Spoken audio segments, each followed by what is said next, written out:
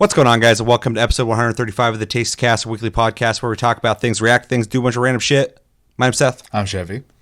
And I'm Chris. And a couple quick reminders that you have a week left to download and play Concrete Genie Control and Destruction All-Stars, all offered for free on PlayStation Plus. Make sure to download those, play those, come back at the end of this week for Plus Club. Let us know what you thought of those games. We'll let you know we thought of them. And our game of the month randomly picked is Path of Exile, which is a top-down isometric Diablo-style game, which is something we're going to be apparently watching a video on here soon. Diablo, not Path of Exile. Make sure to download that, play that. It's free to play, and come back at the end of the week for Game of the Month. And we'll be picking our new Game of the Month, which I think will be randomly picked. I think it's the month after next. That'll be Chris. Okay. And yeah, we have Discord link down below. You can talk to us anytime, all the time. We're on iTunes, Spotify, or the podcast platforms. If you prefer to listen to us, I'm having problems fucking talking today. Type in hashtag AskTLG on your comment if you'd like to be considered on TastyCast, where we read your comments and reply to them. And let's see, we got a Patreon as well if you'd like to support the channel further than liking, commenting, sharing this video, and subscribing if you're brand new. All right, TastyCast, start with what we've been playing. I'm going to let Chris start us off. What have you been playing in the last week? And yeah. Pretty much the typical gameplay lately. It's Final Fantasy 14, helping people out with their house, decorating, that kind of stuff. So gathering lots of materials, crafting a lot of stuff. Switched jobs to Red Mage at this point, which is now geared almost equal to my Dancer, but I'm doing a lot better DPS-wise and providing a bit more utility I think that the raid needs overall.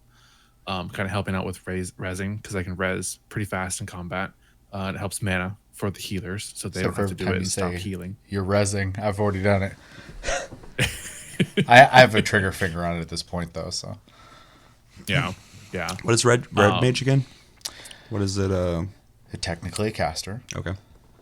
Technically, yeah. They kind of do. They do a bunch of casting. They build up black and white mana. That's what they call it. And then once you get to a certain point, you dash in and do a melee combo and then flip out and go back to casting again. Yeah, pretty cool, like back and forth class. Yeah, Interesting. Certain moves will raise one bar, other moves raise other bar, and when they both hit, a scale out of 100, when they hit about 80, you go in, you do a little swashbuckling with a rapier, and you jump back and you start casting. The rapier again. guy. Yeah. Cool. Yeah, I did that. I got my final version of my law weapon currently, which is like the relic weapon quest line. It's pretty fancy looking. It's definitely got lots of glowy sparkles on it, which I really like. A lot of fun. That's pretty much all I've been doing in that. I've played a bit of Second Extinction again, some offline gameplay. Been doing that here and there. I mostly play the sniper guy because I like to be able to crouch and stealth. Definitely my jam. Just be able to drop. You could drop like a basically like a smoke cloud in the middle of a fight. So if you get overwhelmed, you can stealth for a quick second and heal up, and then run out. So yeah, I've been doing that. I've been doing some of the quests or the bounties for it. Does he is he the one with the laser? No, he has the satchel charges. Oh yeah, okay. You blow up. Been a while since I played. Yeah, same. Just kind of get back in the swing of things, of do exploration maps. I can just run around everywhere and do stuff to my heart's content. I haven't run into too much problems outside of extracting, which gets really fucking chaotic, especially when you're solo. I just started running in circles, so I don't worry about things killing me. That's I did solo a couple times too, and the missions are completely doable, but they take so much more longer than when you have people with you. But yeah, the end part is annoying because you just have to wait for evac and everything's just attacking from every direction. So I did the same thing, and I typically play what's the character, the chick she's got, like the assault chick, right? Jump around not the minigun lady, but like the not the minigun chick. one, the one that can like leap and stuff like that and reload and while doing, I forgot, I haven't played in a while, but yeah, with her, it's easy to kind of like evade, but it's still a bitch. It's still annoying, so. Yeah. I just sprint in circles around the base, so they have obstacles they have to go over and around to get to me. But yeah, I've been doing that, just kind of putting around in there. What else have I been doing? Not a lot else, really. I played a little bit of Path of Exile. I started 2 more characters because I can't stick with one. The skill tree's big I made enough to really get fucking crazy True. with it. So a recent character I made was an archer, mostly focused on volley shot with piercing, so I can just clear waves of enemies quicker. I haven't really dedicated anything too serious on that character yet, though, because I know once you get going, you really need to like hone in. So yeah, for sure. but yeah, nothing else really I can talk about with that. And Overwatch. Been playing some Overwatch. Lots of Overwatch lately. Just because I'm trying to get the litter skin because they end in like 2 days as of recording. Dude, So that's the worst. Like any game I play that actually has like seasons and like you're getting close to the deadline and like you're like, I gotta put a lot of fucking time into this to get this. it's taxing. I get really Yeah. charged in that game. I get real salty real quick. I I gotta bet. keep track of that. I could see that. But yeah, I think that's all I've been really playing. Nothing crazy. Did you say he played Valheim? Oh, you're right. I did. Yeah. I played some Valheim. I didn't buy it. I have Steam Share with my brother. Uh-huh. He bought it. But I've been playing a little bit of that. I was really interested to see like what the daggers were like, or the dagger, I should say. You don't get two; it's just one. Yeah. And it's You okay. But do a little leap it's attack. fun. Yeah, that sneak attack, man. If you can crouch behind enemies and leap at them, I just one shot them, like just no problem. But I really want to try javelin or spear. I really like spears. In That's games, what I use. So. Okay. Yeah, it's nice because you can throw it. So like for a while I was using the bow and arrow to hunt, and for the most part I still do. But sometimes like a couple times I've ran out of arrows and I just grab my spear and I just like run up, and my run speed's ridiculous. So like I can run faster than deer. So I just like run up at them and just throw a fucking spear into them. But it sucks when you miss them because you got to go pick it up. Gotta go find that spear. Yeah, it's interesting. Graphically, it reminds me of like a PlayStation 2-ish era game. But the skills how you earn them as you kind of do the appropriate actions is interesting. It does feel slower paced though. I was comparing it before I played to Minecraft, and it's not even like that. I mean, you can build things and you gather resources, and that's kind of like the main base level of the game is gathering resources and crafting and building yourself up. But it's definitely slower paced than Minecraft. I feel like in Minecraft I can like go out and like quickly gather resources real quick and build up something pretty fast. This definitely takes time to do things. It's definitely a slower paced game. That's one thing I'm really enjoying about the game is it's absolutely a survival game, but in my opinion, it's a very casual survival game. It's also like a building type game, like Minecraft, where you can build stuff. And you unlock a lot of stuff as you play the game, like more stuff to build with, to the point where I was like, oh shit, okay, there's a lot you can do in this game, and you can like terraform stuff like that, and that part's really cool. But the thing I really dig about the game is the longer you play it, the more it starts feeling almost like a deeper RPG, much more than survival games typically do. The only thing I can compare it to really is Conan Exiles, in the sense of Conan Exiles feels like it could possibly be a single player RPG, but you play with people, and that's one thing I love about Conan Exiles.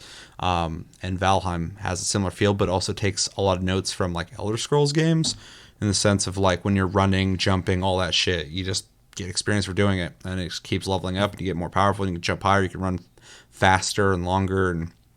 And you mentioned the spear. The more you use the spear, you'll start leveling up your spear skill. And then I saw a new weapon because I started fucking around with bronze, and I thought it was the next spear, so I was like, oh, let's make that. And it's a pole arm, and I swung it once, and it's like pole arm level 1. I was like, oh no, there's fucking other weapons.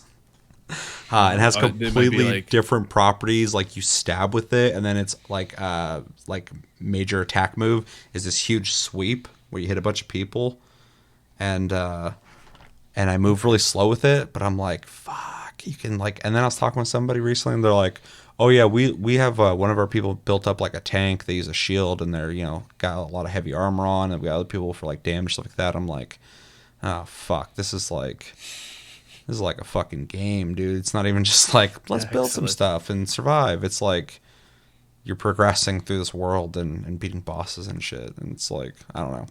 I'm stoked to play it more. Yeah. Yes. Excellent. Excellent. I like variety, especially when we like weapons like you said, spear and polearm. Well, It that sounds like was spears more like what I equate javelin to. Your character travels cross server wherever too. you play, though, right? Yeah.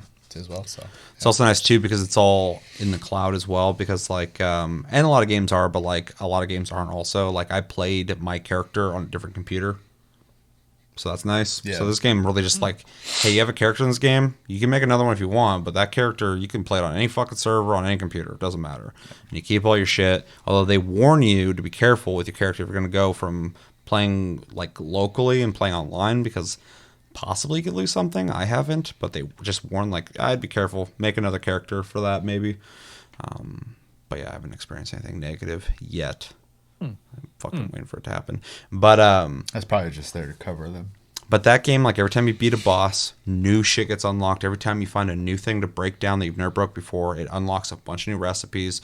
I made I have like the workstation or the hell it is where you can like craft stuff, and then I made like a workbench for metals, and all of a sudden I had all like access to all new shit to build. I was able to make fucking bronze nails, and it's like now you can make a cart. I'm like, I can make a cart. So I fucking make a cart, and you walk between the two handles, and you look down at the handle and press E, and you pick it up, and then you can walk with a cart, and then you can load that thing up with shit, and then walk around. It's got durability, so I'm like, you could literally like have to escort somebody with like fucking materials from a place if you're a miner or something like that. That game's got a lot of shit in it for fucking it being early access. It's crazy. It's a full ass game. I'll have to jump in and play with you guys online because Definitely. playing solo is fun, but I get real like antsy hearing noises. Yeah, and I mean, if a roaming troll finds your house, he'll attack it. So, Cody I watched my brother play it, and he came across Benrin, basically a big werewolf. yeah. It's terrifying. Yeah, I don't know if I fought that. But I did see my first fucking like sea monster, and that was scary. Cause you can build rafts and stuff. You saw in my stream, fucking our river debacle, getting Rescue fucking mission. getting drunk Cody, fucking home. But there's a button to hold fast and hold the center of the ship to stay still. And as soon as I saw it, I was like, oh no, why do I need to do that? And then like in the middle of the night, one night, I was like, I parked my fucking raft on the shore because I was like, I already know that there's shit out in the water. I'm sure they come out at night, so I'm not going to sail at night. So I like parked my raft on an island, and I'm out running around, and I look on the shore, and there's just a fucking sea monster at the shore looking at me and like fucking swinging at nothing. I'm like, I'll just wait till he goes away before I get back on the raft. I was just stuck on an island with nothing. I was like, cool. Shoot. Go on, big on, shoot. That game definitely, like Conan Exiles, is a game where, and Minecraft, I guess. It's a game where you have like those stories of adventures you've had, though. Like there's all these variables, it's procedurally generated. There's all these things that can happen. Everybody's experience can be different on whether they build a lot or they build Cody's 2-leveled shack that he built that the troll was just outside of swinging at. Cody like lives right down the river from me, and I walk down there every once in a while, and there's always just a troll there, and he's just swinging, hitting Cody's house, and just beating the fuck out of it. And every once in a while, I'll come back, and there's like a wall missing now, and like he's just slowly destroying Cody's house. I told Cody, and he's just like, "That's fine." I'm like, "It's gonna get rid of it."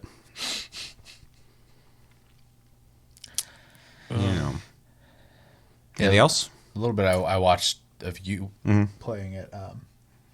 I definitely got heavy like Conan and Ark vibes. Definitely. From the game for sure. Though it's definitely deeper than Ark in the sense of like its RPG elements. Ark has a lot to offer for sure. Well, and we never really did any like the boss hunting and stuff like that. No, we in didn't do Ark. shit in Ark. So We should play it again. Because like there's the towers that all have the bosses that unlock, and eventually there's an actual end to it. So There's all sorts of crazy shit in Ark. well, and then I've been watching people play like a new version of it or a mode or an expansion or something, and like it's not even the same game I remember looking at. I was like, what the hell are they playing? Oh, you're not talking about The one where they're at sea, or it's like kind of Sea of Thieves esque. It's like piratey. No. Oh, okay. No. I forgot what that's called, but I bought it. I played it for like 20 minutes and I fucking refunded it real fast. At least for the part I saw, the whole landscape was like crystally blue and stuff like that, and they're flying around on the back of a monster, like gathering resources and stuff. So I was like, okay, I don't know this part at all. So, but Yeah, it's they play big ass game. pretty actively. So yeah, I don't know. It's crazy. The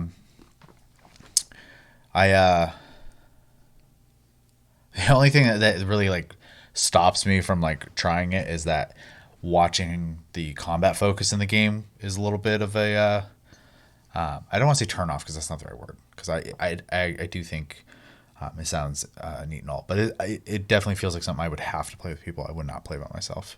Well, Valheim? Yeah. The combat's not even that much. Yeah, I mean, except for and maybe it was just a bad example because you guys were rescuing Cody at the time. well, and that, yeah, we're just fucking around there too. were so many monsters. There was literally zero reason for us to go find him on that raft. I just want an excuse to use it. Gotcha. I would say there's no you guys were, reason like, for fighting, me like, nonstop. It seemed like. Because Cody. They wanted to kill him. They knew he was fucking low on stamina and ready to drown. I'm like, I can smell his fear.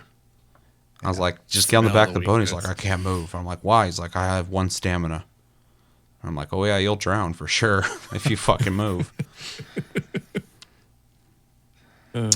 They're at night. There's a lot of enemies. They'll show up. That's why the game tells you, like, you know, at night it's not really good to be traveling. You definitely can. I do it all the time. Don't even do it in Minecraft because the last thing I need is a creeper showing up behind me. But during the day, enemy placement. The game, I haven't played it that much, but it does seem like every server I've made so far, always in the center of the map is where you start. And it's all procedurally generated, but it starts you in one biome, and it seems like it always starts you in that biome because it's designed that in a spherical shape or circular shape, it will spawn the biomes for your progression of where those bosses are going to be for your progression to unlock new things. It's just going to be different, and the biomes are going to be shaped differently and generated differently and stuff like that. But every server I've went in so far, you start at, I think, like meadows or something like that, and then you move into black forest, and I guess then you move into swamp, and I think it's shaped like that. But you can go in like one direction and find a biome, and then the other direction find black forest. So it's still random, but it is still set up that you move from the center point out. Yeah. Almost like No Man's Sky. Or Terraria. Or Terraria, exactly, yeah. Which the game takes a lot of influence from. Yeah. Anything else? Yeah. Nope. That's all I can think of. All right, well, I'm just going to segue then. I've played one game in the last week. It's Valheim. I've been playing it a lot. Really enjoying it. I'm still not that far. Every time I talk to people, like, I'm on this boss. I'm like, I keep building shit. I can't stop. But I'm playing on a server with Cody, Josh, and Sarah. So we'll definitely have room for you if you hop on. Chris and Chevy, if you ever. You said it's 10 people. 10 people, yeah. So. But yeah, so we're all kind of doing our own thing. And I think right now we're looking for the second boss. It is nice, though, because you can go back and fight the first boss anytime as long as you have the trophies to summon it. So if someone joins, they can still go and fight that boss. It is kind of cool to get all set up, too, with a bunch of people to prepare for that boss fight. Remind me of Terraria, because that was something that we did in that as well. We're like, is everybody ready? Okay, and then spawn the boss. But yeah, I've been working on my house more. I found out, and I'm sure people who are playing the game a lot know already, but found out about how decay works and how rain and water help your wood decay faster. And so putting thatch above wood, I don't know if it negates decay, but definitely slows it to the point where I haven't had to repair anything in a while. But water does make wood decay, and it will eventually break. I was building a bridge because I got my fucking cart, and I'm like, man, I know where a bunch of iron and tin's at. I need to go get that to make bronze. And it's across a fucking river. So like I was like, I'm going to build this big ass nice bridge. And I built that big ass nice bridge for like 3 or 4 hours.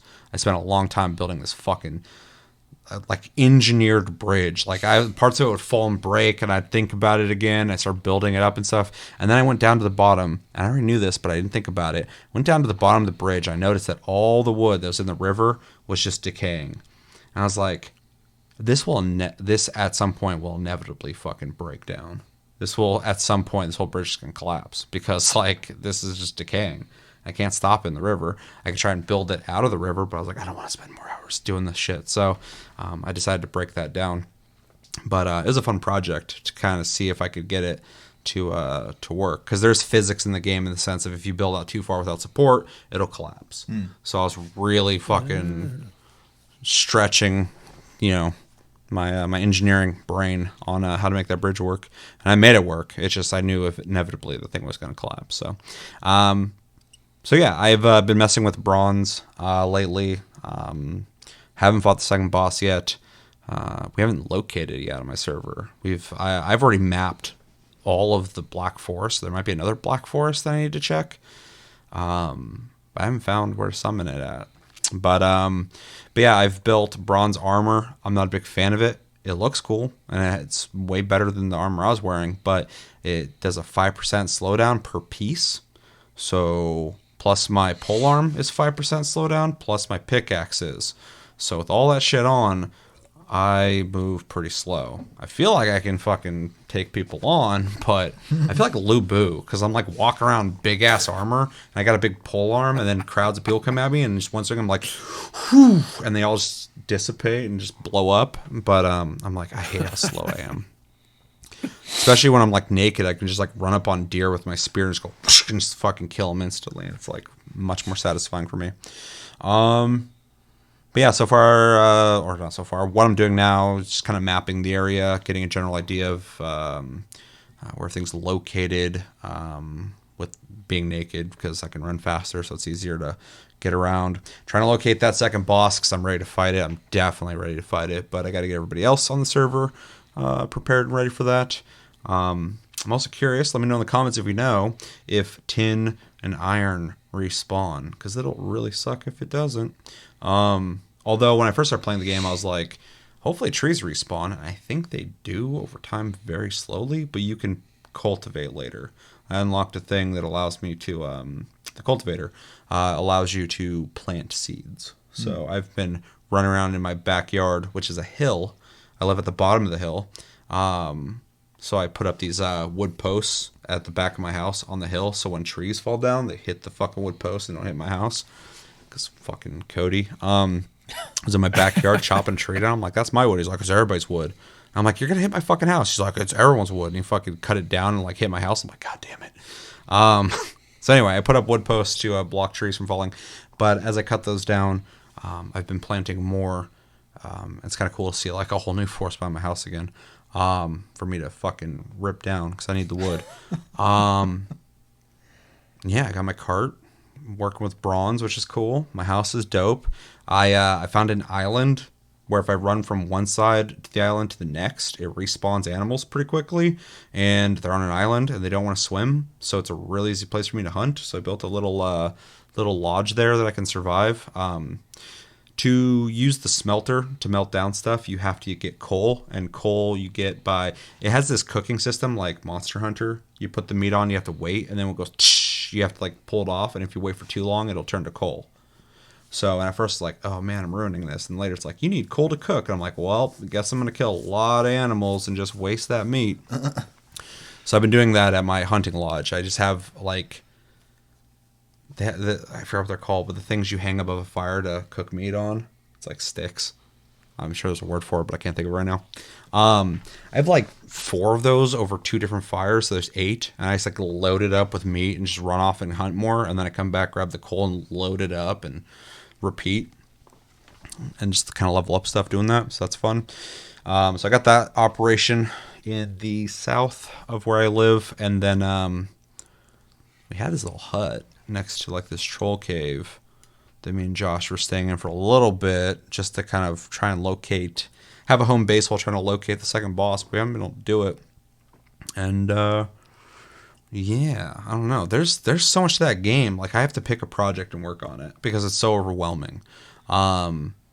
Because constantly I'm like, I could do this, I could do that, I could do this. And then I go to do that, and I'm like, wait, I'm over here, and there's this thing. I need those. I start grabbing those and shit. And then I'm like, wait, I need more food. And I start like hunting and stuff like that. I'm like, no, I got to pick a project and fucking go through with it. That's why I built the hunting lodge to just make a bunch of coal. Because I was like, I really want metal. I really want bronze. I need to get enough coal where I don't have to go like, because it was constantly happening where like I would melt a bunch of metal and I'd run out of coal, and then I would get more coal and then run out of metal, and I'm like, I just need so much coal that I don't have to worry about this. So I did that. I need more now though. I've been cooking a lot of metal. Yeah, I don't really have much else to say on the game outside of the naysayers are already out, though. People are like, it's only popular because, and they're like making up shit. I'm like, you guys gotta fucking, you gotta be okay that things get popular. If you're not into it, it's fine. Like, multi-million people bought it now, so yeah. Over 3 million at this point. Yeah, someone was like, it's just like Among Us. It's been out, but some streamer got their hands on it. I'm like, dude, I didn't even hear from it. I hear about it from a streamer. I was hearing about it on Steam. And then, like Phasmophobia, streamers got their hands on it and popularized it for sure. But it was already popping off before streamers. People just gotta. I don't think people realize that people check the what's selling on Steam. I do every time. So I'm always curious on what's like, rising up in sales, because then I can be like, oh, maybe that's something worth buying early on or something like that. Or, yeah. But I'm always looking for games to buy. So I'm like, what games are people buying that's like, really good right now? But the game's solid, plays really well. The multiplayer works well, and the game just gets better and better and better. So that's the thing. If you start that game and you're even kind of interested in it, you're gonna love it, because everything that you get in the beginning just expands. It's insane how much there is to that game. Yeah, I just want to play it talking about it. So I will pass it over to you, Chevy. I mean, mine's all pretty standard fare. I've been playing Final Fantasy 14, but I've not been playing a lot. I've been mostly logging in just to raid. Last weekend, our raid was about the same as normal. We just had like really bumpy members join us. Bumpy members. Trying to be nice. Chris got that bumpy members face on. Yeah. Well, usually when we do our E9 clear, which is the video I put on the channel, go check it out. We usually do that in like 3-4 polls, like at most. We did it for an entire lockout, which is an hour and a half. So because people, including us, kept making mistakes. So that was just a rough night. And then Sunday, when we were doing our E10 clear, we actually, on first poll, the first time we've done this, made it straight to the end of the fight. We just didn't have the damage to beat the fight, so the enrage happened and killed us all. So that was a really good feeling, to be able to know that we just have that fight down. Then we started doing 11, which is the one we're working on. One of the tanks that we normally bring with us wasn't with us the first time we did it, so we had to kind of re-progress, because you have to relearn with new people, get kind of used to each other type of thing. And then the healer we brought with us didn't normally play healer. They just brought the healer because they wanted to do the fight. They didn't have any materia in their armor, or if you're familiar with other games, that's gems. They didn't have any gems in their armor, so there's just empty stat slots not being used, and they didn't do any damage at all. Why? At all. Why were they there? I don't know, but we made it pretty far in the fight with me being the only person doing anything as far as healers go. So I felt really good about that.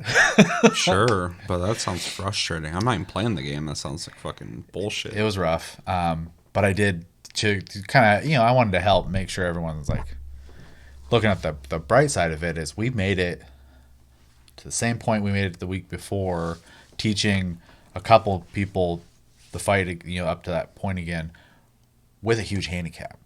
So I was like, so we did that. That's an accomplishment regardless of how stressful or hard it was. So feel good about that. So, but yeah. So you're gonna play with that person again? They were random, so no. And actually, you can get them digits. We got an 8th person now, so we shouldn't have to get randoms anymore after this week. So Loot should just be master, this- loot master. should just be same eight people every week unless something happens. So which That'd would be cool. Yeah, it'll make synergy a lot nicer. So I'm still trying to get a full team on Dead by Daylight. Can't get any takers. That's only 4 people. 8, man. Fuck. yeah, I know a couple people I'd love to come play with us, but they got to get there. So Josh and Cody. no, I was thinking more of like you and I don't know if she wants her name mentioned here. So Yeah, doing off and on. yeah. That Anyways, name's out there. you know who you are. I know where she lives Yeah, now. you know who you are. I would love to see you guys hit max level at the very least before the expansion comes out, just to have the story aspect, because Shadowbringers is probably one of the best Final Fantasy titles. I want to So- check out the story because everyone just always talks about it. And I think somebody commented on the channel saying that somebody who's writing the new story worked on Shadowbringers or something like that. Mm-hmm. And they were like, get ready to, or bring your tissues or something like that. And I was like, oh. Yeah, Rebecca Ford, the community manager for Digital Extremes, had a cry counter when she was doing Shadowbringers. So Jesus. Yeah. I can't imagine crying to a fucking MMO. So that's wild.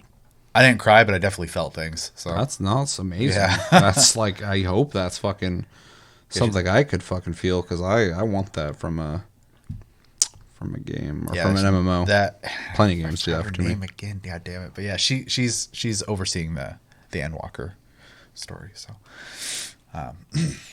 so that'd be great, especially since it's like the finale of a 10-year story. Yeah, I've been playing a little bit of Path of Exile. Can't talk about that a whole lot, obviously. Oh, we will very and soon. Honestly, without talking about my opinion about the game, if you're familiar with an opinion I may have had in the past, I don't think it's changed a whole lot. So I don't know what your opinion pass was. Yeah. Did we cover it on the show already? we've played it once. What was it for? Is that game of the month? Then? I think someone might have picked it. I probably did. So That's not the game. Or maybe Chris did. There's one year that Chris picked a game that I really wanted to play. So maybe it was that year. I don't know. I'll have to go back and check. yeah. Anyways, play that a little bit. Can't really talk about it. And then playing a lot of Minecraft. It's just, I've said it a million times at this point, but after working a full day, coming home and just being able to like chill in a game is great. So That's the thing that's nice about Valheim is it gives me a similar yeah. kind of like, you can like really get into the game, look for the boss and fight stuff, or you can just kind of like sit there and build and chop shit down. I mean, like last night, for example, I worked on a second wool machine. And that I didn't have to really leave my yard for that. So there wasn't a whole lot of exploration. It was just finding or getting the materials I needed and like make sure it was mechanically sound. So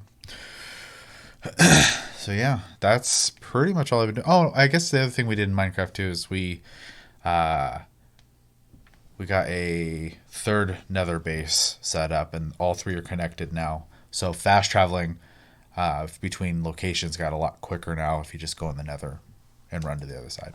So Apparently there's portals in Valheim that you can build that let you fast travel, but there's certain items you can't take through them. Oh, interesting. But like, so if you go really far in the map, but you have like a home base somewhere, you can just put like a portal on home base and then teleport to that part. Gotcha. I know one of the items me and Chris unlocked in Minecraft is good for. It's not quite the same, but it's a chest you can put down, but it has like a void, essentially inventory. So like you put it in there, and regardless if you open that type of box anywhere with your character, that inventory exists in that space. Interesting. So if you go on like a multi-hour adventure, you find a bunch of valuables and you throw them in the box, and you're like, I don't want to walk all the way back, and you just decide to jump off a cliff, leave the box behind, but Damn, that's fucked up. you'll spawn at home, and the box, if you have one at your house, the stuff's in there. There's all sorts of Willy Wonka shit in that game now. It's wild, man. I watched someone play it for the first time recently, and they're like, you can do all sorts of weird stuff in this game. Willy Wonka 'Cause shit. someone made an entire glass building, and in it, Willy Wonka shit. right before you walk down the path, you pick if you want rock, paper, or scissors. And as soon as you start walking, it plays the Japanese song for rock, paper, scissors, and at the very end, it spits a rock, paper, or scissor at you. And that's how you know if you beat the machine or not. That's fucking Like, creepy. this is fucking crazy, man. They literally just made a machine to play rock, paper, scissors with. That's weird. Yeah. What's the Japanese rock, paper, scissors song? Tsukumaki Django? I'm saying that wrong, I think. But, yeah. You'd have to look it up. I couldn't even hum it for you. So Me neither. I couldn't hum for me either. Jankin. Tsukumaki Jankin. Jankin. I'm gonna name a character that in the next game I play. Anything else? That's all I've been playing. Yeah. So we have a segment at the end of Taste Cast where we typically read you guys' comments, and we are going to do that. But I just wanted to, because we're talking about it, kind of shout out Mini Stabber that commented on our Final Fantasy 14 Endwalker reaction video. Said, same story writer from Shadowbringers, got my tissue box ready. Yeah. And then also somebody on that video as well, their name Androidin, said Shadowbringers uses a lot of Final Fantasy 3, Final Fantasy 8 references. Yeah. The world is based on Final Fantasy 3 and the 8-man, and a lot of small bits, Angelo and references. Yeah. Which I thought was interesting because I don't know I know what they're talking about with the prior games, but not 14 because I don't. So the team's really good about, like, everything in Final Fantasy 14 is inspired by other Final Fantasies. Yeah. But it still is an original piece completely. So it's really interesting how well they've been able to do that. Even the Crystal Tower is is a main staple in, someone will know, I don't off the top of my head, but it is from a Final Fantasy before, brought in 14, but the Crystal Tower in 14 is very much its own Crystal Tower. So it's just thematically has a lot of stuff. Apparently people are pumped for Final Fantasy 14 Endwalker because we got way above average views on that video. Oh yeah, So that's cool. I could imagine. So. There's a lot of Final Fantasy 4 references in the trailer for the new expansion. So Well, the people are moon getting real itself hyped is for a it. Final Fantasy 4 thing. So Yeah, well, the mount is too that you get. the lunar Final whale. Fantasy 4 reference. Yeah. Yeah. Anything else? Any other games you guys want to talk about? Valheim? That's all I've been playing. I need to play something else. What's wrong with me? 2 weeks now? The game's good. It's not like, it's really good, but it's not that good. It's not like Seth doesn't play other games good. That doesn't happen. Obviously, it is. Obviously, it is. I'll I say, haven't been playing much anyway. I've been fucking around with camera stuff a lot lately. Like every day I just got a camera in my hand. That's my game lately. I'm going to start talking about that. That's what I've been playing. I'll say it's been Minecraft for me, man. I hop in. I just get to relax, play video game. It's nice. Over here, like fucking. Ugh. That's my game. I make that noise too every time I have a camera in my hand. Ooh. All right, let us know in the comments what games have you guys been playing. What games would you recommend us play? It's like last week somebody, or like around the time Valheim came out, someone was like, you should download and play Valheim. And I read that like 5 minutes after I bought it. I'm like, did that. So if you got another tip out there of games, the hot games that are coming out, let us know. And let us know what you're really enjoying and what games you're not enjoying. I like hearing that shit. Every once in a while somebody's like, this game sucks. I'm like, okay, probably, but maybe not. Let's know everything you think about in the comments below. So you guys already know this already, I'm sure, and you saw the thumbnail, so you're probably here for that. And if you're somebody who came here only for that and you watched what just happened prior to this happening now and you're upset with us, we're doing it now. We're going to talk about BlizzCon. BlizzCon 2021, the digital event happened. I didn't catch it live. Chris did, apparently. And before we get into this, you were saying that they kind of had I was saying it almost sounds like booths. You said they had different streams going on at once, which sounds chaotic. They had the main stage stream panel, which had videos from each different game. But once the opening ceremony happened, each game had their own channel that you could go to if you just wanted to see content from that. And they had a whole slew of videos for the entire run of the main channel. So it was really cool to see, if you were really interested in Hearthstone, they had all kinds of stuff about Hearthstone. If you really wanted to see things about, World of Warcraft, they had a whole Warcraft channel. It was really cool how they kind of divided it out so you get that con feeling of I'm going to go to this booth for a while. Yeah, it's interesting. As soon as you were describing it, it kind of sounded like when I was at E3 and we're going to go to the Bethesda id booth. Oh, we're going to go to the, fucking Ubisoft booth with Watch Dogs. So that sounds kind of cool that you could, maybe if you're like only looking for WoW content, go watch that. Or, I'm here for Diablo, which would be me.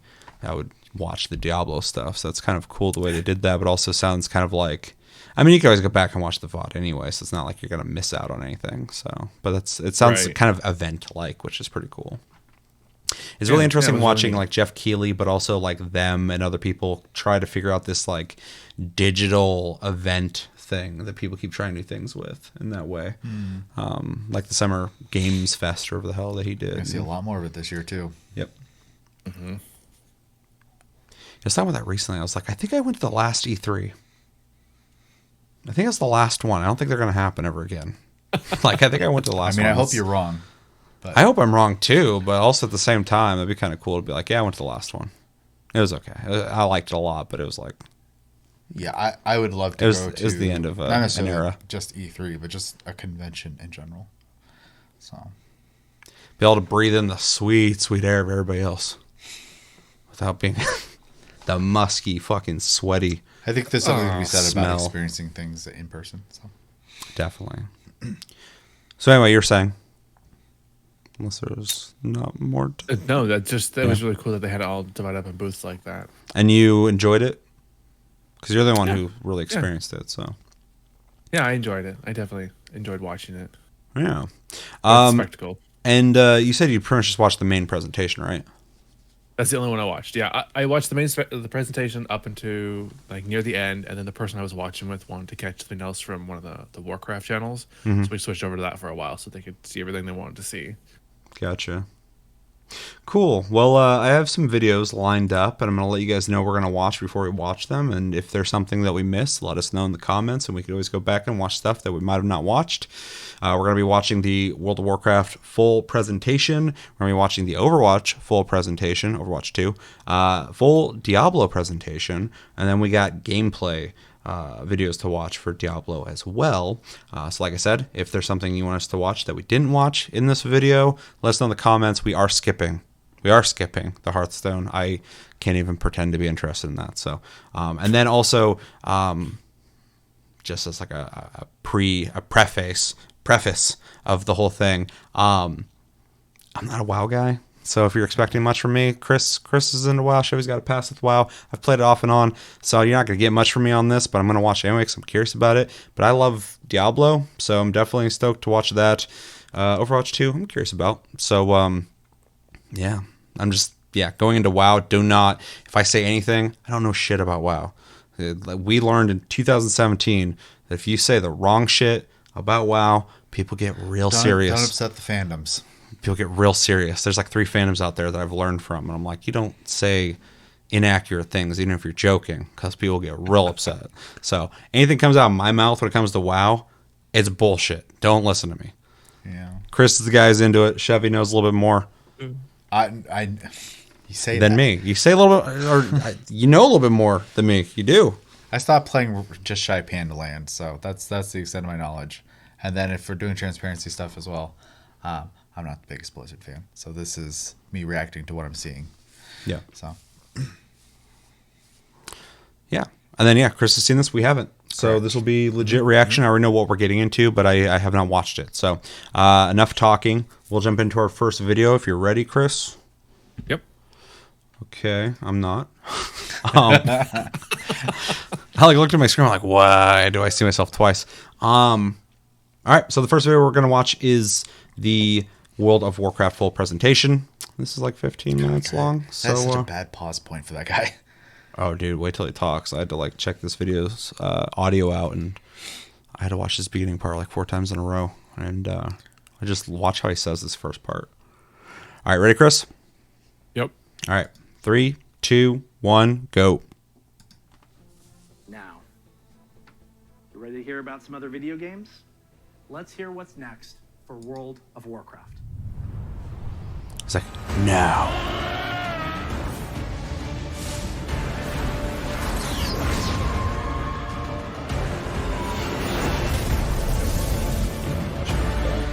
That's fine. Nancy, Chris. Hello, everyone. Thanks for joining us today. No matter where you are, World of Warcraft unites us all. Not me. Whether you're exploring the Shadowlands, classic Azeroth, or another part of the Blizzard universe, I'm glad you could make it, because we've got a lot of good stuff to show you. But first, let's start with some Covenant pride. Kyrian, take flight. Night Fae, let This the hunt part begin. makes me cringe so hard. Necrolords, to war! This is the new expansion, right? The Covenants or whatever. Yeah. Okay. Yeah. The world has thrown a lot at us since the last BlizzCon. And the thing that's really kept everyone going on the As far as WoW I remember team that. has been connecting with all of you.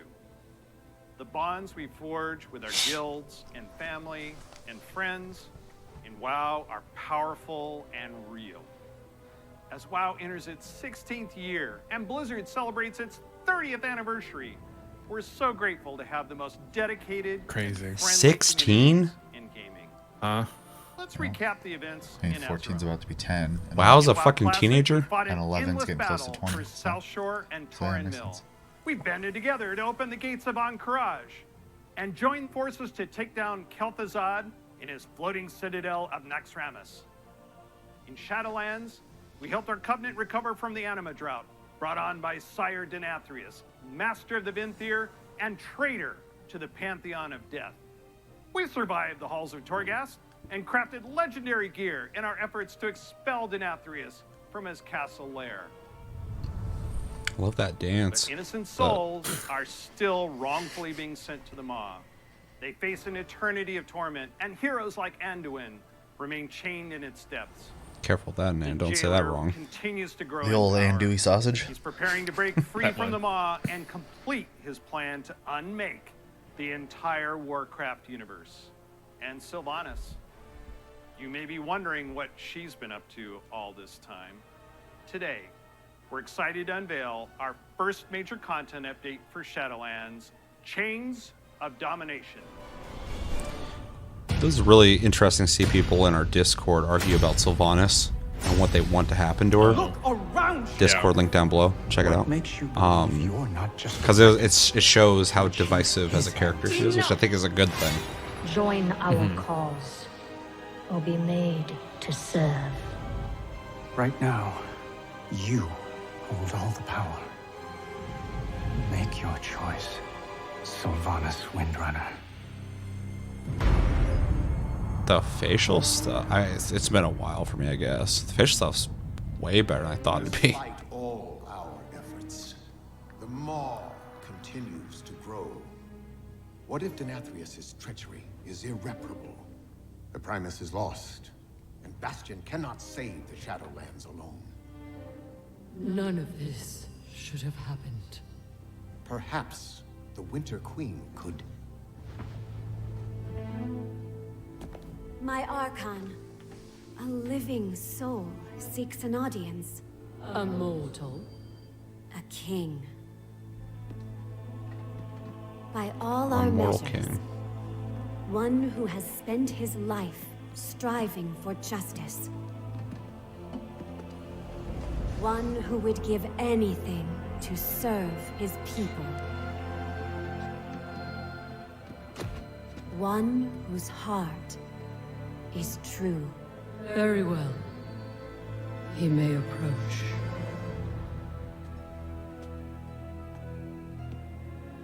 Step forward. My Ascended have spoken of you. The king held captive in the Maw. That prison could not hold me forever. Why have you come to Bastion? You have a key that I need. You will release this soul from your grasp. No. He is bound to me. Just as you once sought to bind your own brother.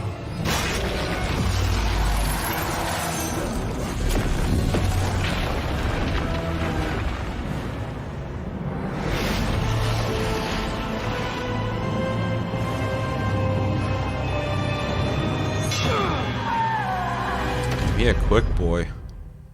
I wish I knew what's going on.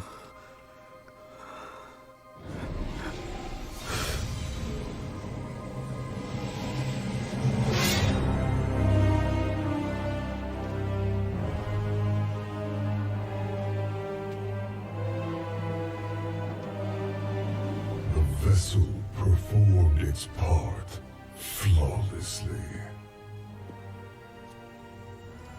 3 keys remain. Then they will see. Death was never meant to be chained. Chains of domination.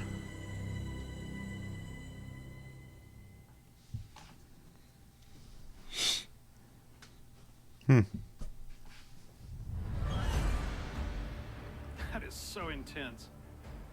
I know you probably have a lot of questions about what you just saw and what it means for the next stage of your Shadowlands journey.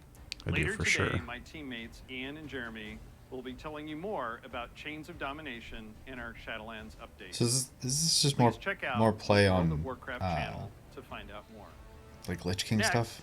I'm excited to share our upcoming World of Warcraft No. charity pet program. Not to my knowledge. We've heard a lot from our community about how much they love these pets and the opportunity to give to a good cause, along with ideas to make the program There's even theories better. about it, but So there's during nothing this upcoming concrete. campaign, you'll be able to donate whatever amount you wish Interesting. to directly support our chosen charity. Once donations reach our goal, At least to my knowledge. everyone playing World of Warcraft will get a pet for their collection as a thank you, whether you were able to contribute personally or not. And to make this a fun challenge, if we reach a stretch goal, This reminds me of what everyone Warcraft gets a does second for pet charity stuff too. And here they are. The first pet is Bananas. This makes me mad. I Literally. have this pet, He was and it was originally limited available to a the trading select card few back in game. Burning Crusade era. So we're Oh, excited really? to A give special code. Yeah, it was everyone like a chance really to rare win. thing. You had to get the trading card And if we of reach our bananas that had a stretch scratch off goal, code you'll on also it. So it was get like kind of like, Daisy a the hologram, Sloth. but worth more. Because it gave She's you an an all-new in-game pet item. who'll hang And around I got Interesting. it. when you need a hug. So I was like, I was really cool because Your like I have donations bananas, during no one else this really has it campaign because will you go know to it's support really the limited, medical and now they're just giving it away. humanitarian Yeah, it Doctors kind of Without cheapens it. Borders, also known by their French name, Médecins Sans Frontières, or MSF. They're an amazing group doing important work around the I like world. the sloth. We're grateful to have Yeah. such a generous community, and we hope you'll help support this worthy cause. We'll be sharing the details about the charity pet program on the World of Warcraft website soon. That guy looks how So I feel we've right now. talked quite a bit I'm about tired as fuck. Shadowlands. Not gonna Classic lie. Players, now it's your turn. It's my pleasure to hand off to my teammate, Holly Longdale. She's a longtime WoW player, a veteran MMO developer, and she's going to tell us what's in store for WoW Classic.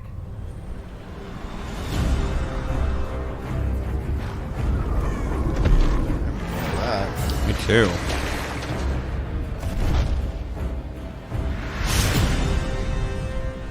Hi, everybody. First, I'd like to thank all of you who have ever been part of the WoW community over the years. You know, online worlds like WoW have been a huge part of our lives for decades now. I've been a As part of it as dedicated blips. MMO fan and a developer myself, I remember hearing that Blizzard was going to be making their own MMO. And I thought, well, I guess I'll check out that beta. And sure, we all call the game WoW. But really, wow. I could not believe I got bit by the MMO bug again. I was so excited to be able to make a night elf hunter and be like that famous dark elf ranger from the books that I loved. She looks like she's I trying to have dress to like a tell you, fucking night elf. Azeroth was and still is This is Tolkien a shit. place I love to live.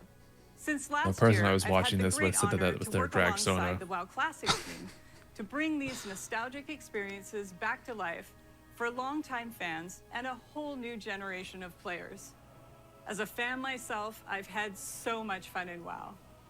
From the simple things like drive-by buffing or making friends on that long haul from Teldrassil to Ironforge. I've like all flirted with the way idea to multiple the times of absolutely just like staggering, hopping to WoW like and trying to when play I it jumped blindly just to through the see dark if I can portal get and into it. But running fucking through now there's Hellfire like Peninsula, classic and heard retail. this I think that's what you guys call it. terrifying noise, and then saw the Oh Fell my god, Reaver. fucking Biggest roamer I had so ever much. seen, and I was very glad I had feigned death in that moment. And that's the thing about WoW. These stories and experiences we all share keep us coming back time after time. With that said, I'm super excited to be able to share with you where our adventures are taking us next.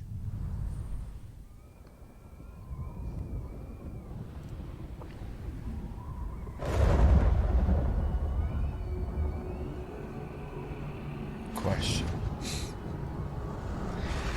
Is Classic just going to keep going forward with all the stuff that already existed once before? With some changes, it feels like nothing like storyline wise changing. Because I remember this too. I remember waiting in line for this. I remember logging in day one and the servers not being able to handle it, and enemies spawned the moment they died, and so I was stuck in that endless loop of combat until I died. That's scary. It was. Look at that fucking game. I just remember that sound effect very well.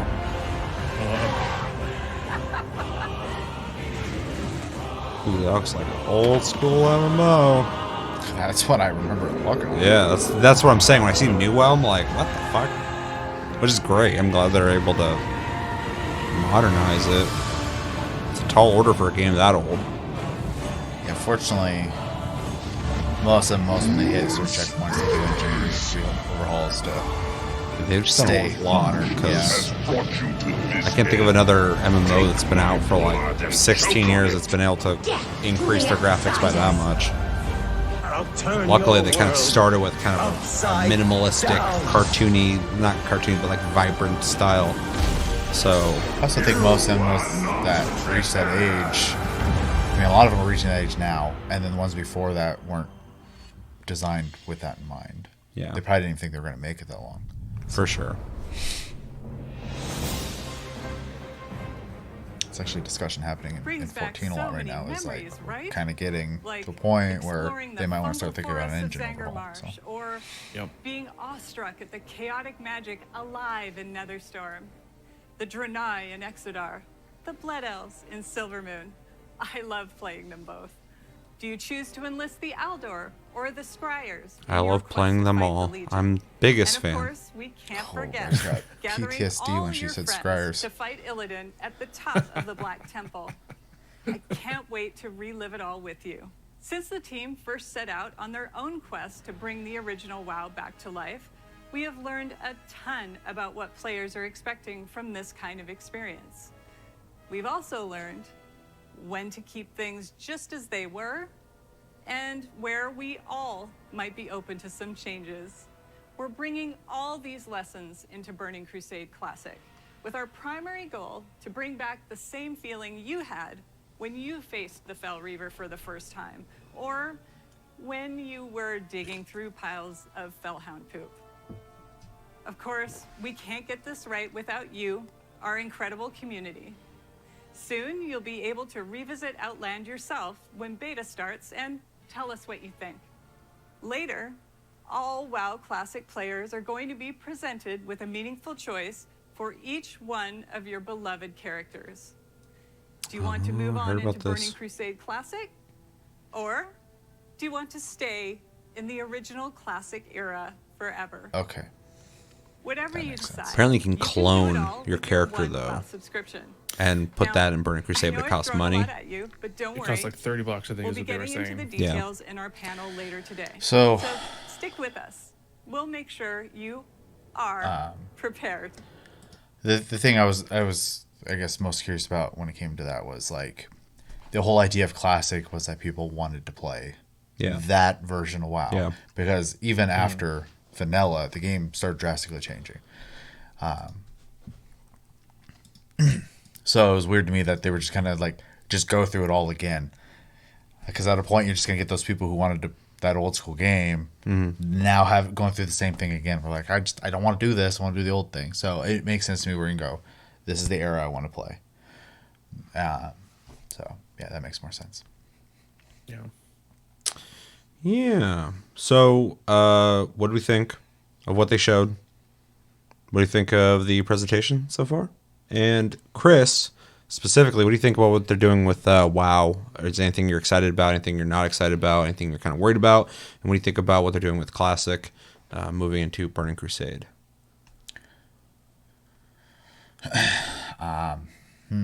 So as far as the presentation goes, I mean, obviously within the way they have to do it right now,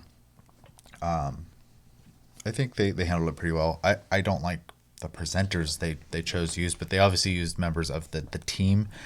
And if I've learned anything, that doesn't always mean they're good stage presences, right? Mm-hmm. So like, and because a lot of it's lost on me, I have to like kind of hyper focus on the people presenting at this point. Yeah. And I don't think any of the three are good. Like, I guess salesmen, which is a really awful way to word that, but that's effectively what they're trying to do, right? Is sell a product. Mm-hmm. So that was really hard for me because I didn't the fake excitement that I was getting from them. There's a couple things when it comes to presentations that I noticed. You either have like the EA business dude doesn't really view you as an entity, just a money source.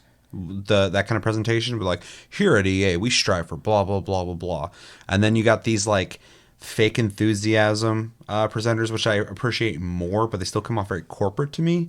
But the thing I don't like about them is they talk to adult, and of course there's people who aren't adults playing this game as well, but they're talking to adults like they're children. Yeah. And that shit bothers the fuck out of me, because like, don't talk to me like I'm a child. Well, like, it doesn't do anything for me. I don't trust you too if you talk to me like that, because like, it kind of shows where you think you're at. Like, I gotta talk to you like you're a baby. And it's kind of weird. And it's not just this presentation. Just like, that's a thing I've noticed in presentations. And then you get someone like Phil Spencer, who's like, you're like, you run Xbox? You fucking came out here like you just woke up. He's like, hey guys, I just want to say that video games are really fun. We like people play. Right? We like people play video games a lot, and we're just gonna give you a lot for fucking almost nothing and make almost nothing off of it. So enjoy video games. And it's like, okay, all right, I'll do that, Phil. Yeah. And I think in the case here, if you're gonna have developers come out and talk, just have them be people, right? For sure. Just be you. Even if you're weird and awkward. Yeah, just talk about the game, man. That's cool. I'll listen to you. Yeah, for sure. So yeah, the fake enthusiasm throws me off. That being said, the new stuff they showed, I'm 100% have no idea what's going on in any regard. I barely know who the guy is. And without putting too much emphasis on how much we don't know about it, because we've already kind of specified, me and you are not caught up on this in any way. Yeah.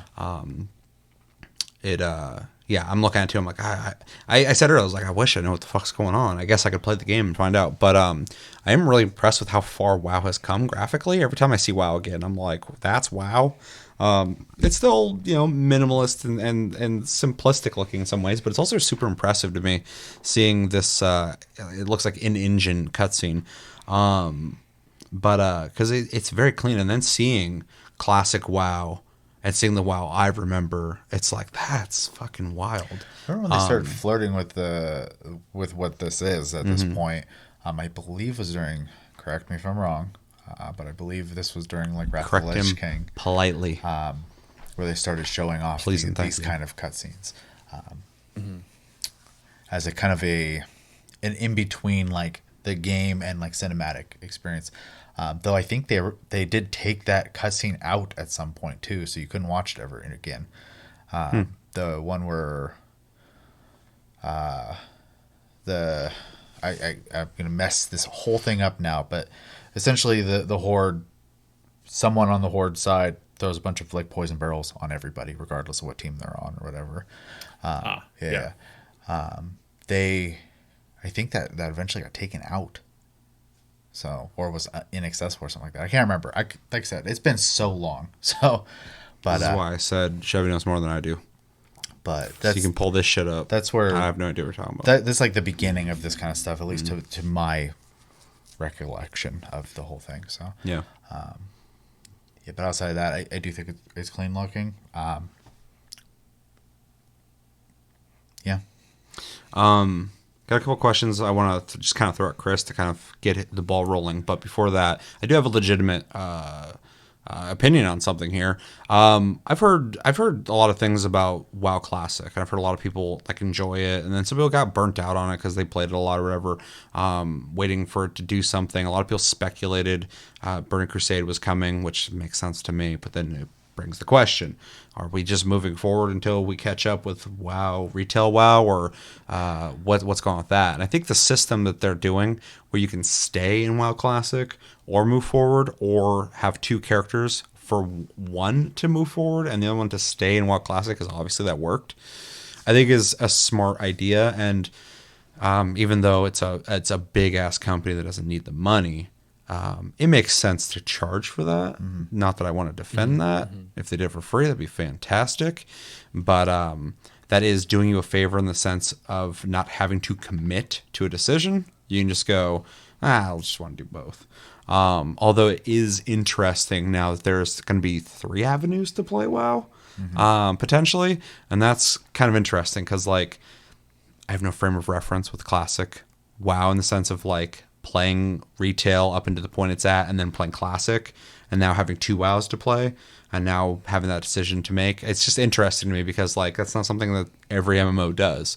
That's pretty unique. It's also weird too because, and it's not the only company to do this. In fact, I'll have an example here, but they're making their own competition, right? So now they have 3 different things for you to play that they have to take care of. Now they are in the advantage of them all being under the same ecosystem, but Square has the same thing going on. Final Fantasy 11, Dragon Quest 10, and Final Fantasy 14 are all MMOs that Square runs. And I keep seeing the conversation pop up, are they going to make another one? And they're like, no, they already said themselves, like, they don't know why they made their own competition.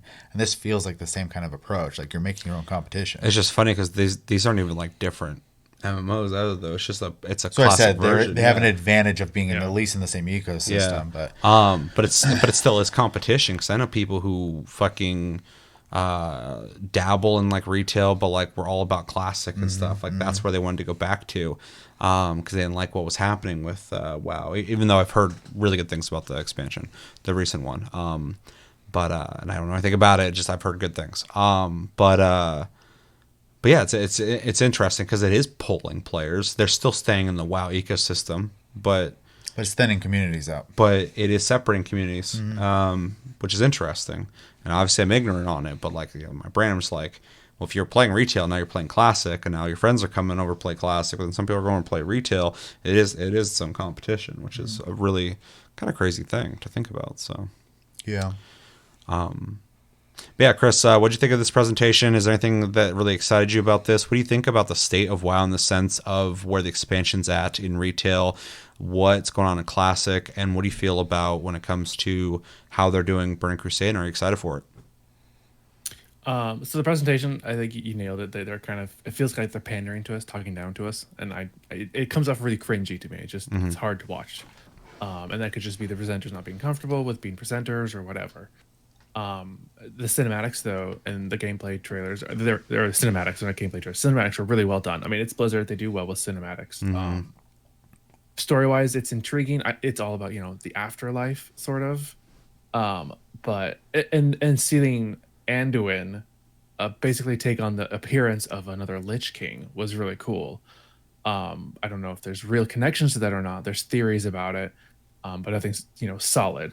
The only thing I do know that wasn't presented in this about WoW is that the next raid tier, they're making Sylvanas one of the raid bosses, which is going to have a lot of people. It's going to be divisive because Sylvanas herself is very divisive right now.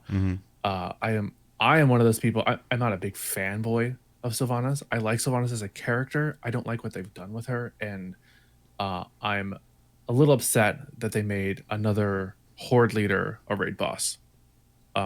Again, just after I recall one of them saying that they will not pull a Garrosh on Sylvanas, which, if you don't know, Garrosh was a leader of the Horde who kind of went insane and became a raid boss that we took down. Okay. So yeah, I needed that info. And it feels like we're doing that all over again, even after they said they weren't going to. So it's kind of like, well, shit. All right, what? I'm out of the mindset personally of what next a leader of the Horde is going to be made a raid boss. Which one? Who's next in line? Have they done that in the opposite direction? I believe Jaina is a raid boss. I'm not sure off the top of my head. I haven't done Mm-hmm. a lot of those raids. But I recall someone saying Jaina is a raid boss. But I haven't seen much of her, and I don't really care for Jaina myself personally. Gotcha. As a character. I know there's fanboys out there. It's just a personal preference. I don't really care for her.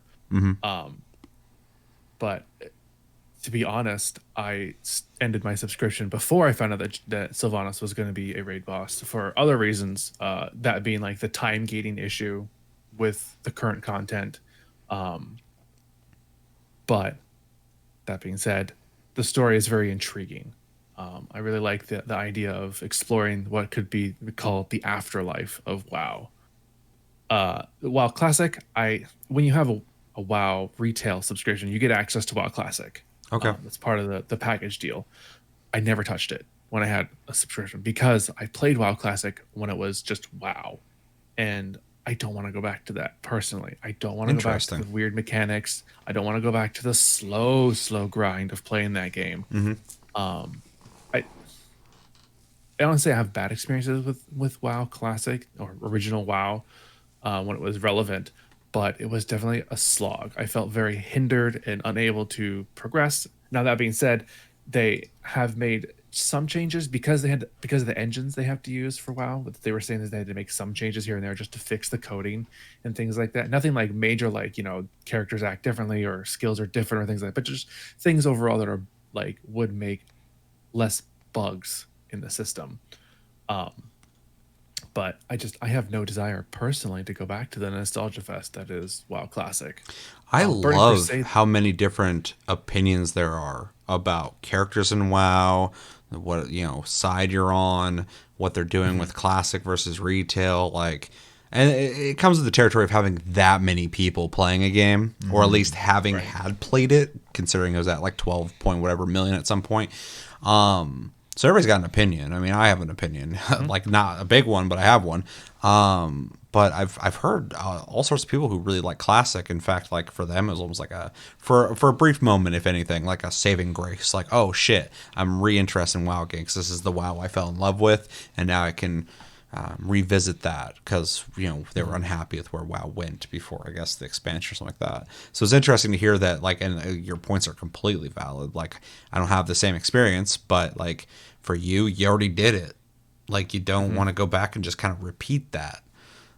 Whereas I can see somebody maybe with the nostalgia of wanting to have that experience again or try and recapture that magic they felt the first time they went through it. I can see that as well. So it's really interesting. Yeah, I like it. I like to have these discussions with people because, like you said, we all have varying opinions and we can, kind of work our way through like what we know of lore and content and things like that and what we expect. And it's really fun to have the discussions. Just people get very heated because they're very passionate about these characters. Oh yeah. And sometimes even myself just step back and be like, okay, we're just friendly discussion. Keep it friendly. Yeah. That being said, the Burning Crusade was probably by far my favorite expansion. Really? Overall, it was the one it's the one I got the most invested into WoW in. I delved the deepest into it. I played the most during it. It's what really hooked me into it. But I have very little desire to go back to classic Burning Crusade and play that again. If I wanted to play Burning Crusade, I could do the time walking or time warping or whatever thing that you can do to level a character. You can talk to Chromie, a little gnome dragon person that's in every town, and you can choose what expansion you want to play through or experience the story through again. Oh, interesting. So that's New Game Plus. Yeah, kind of. Yeah. You just play. If you want, I make a new character. I thought the story of Burning Crusade is really neat. I just talk to her. Hey, I want to experience the Burning Crusade again, and it takes you through the intro quest all the way up to the end of wherever leveling wise you want to do, and you can switch between all the stories from her at any time. But if I really wanted to go back personally and experience Burning Crusade, I would just do it that way because, it's got the character models that are updated, which I like. It's got, the skills that I'm used to now. It's got, it's just basically experiencing the story with a current level or current stylized character and current skills. I get that people want to experience, that old skills that they might have removed or tweaked and go back to how that was before. But I just personally am not one of those people. I don't want to go back to that. Yeah, I say I know one of the things I've heard, at least within this small amount, I've heard from people who play multiple MMOs, and they hop into it every time an expansion comes out, type of deal.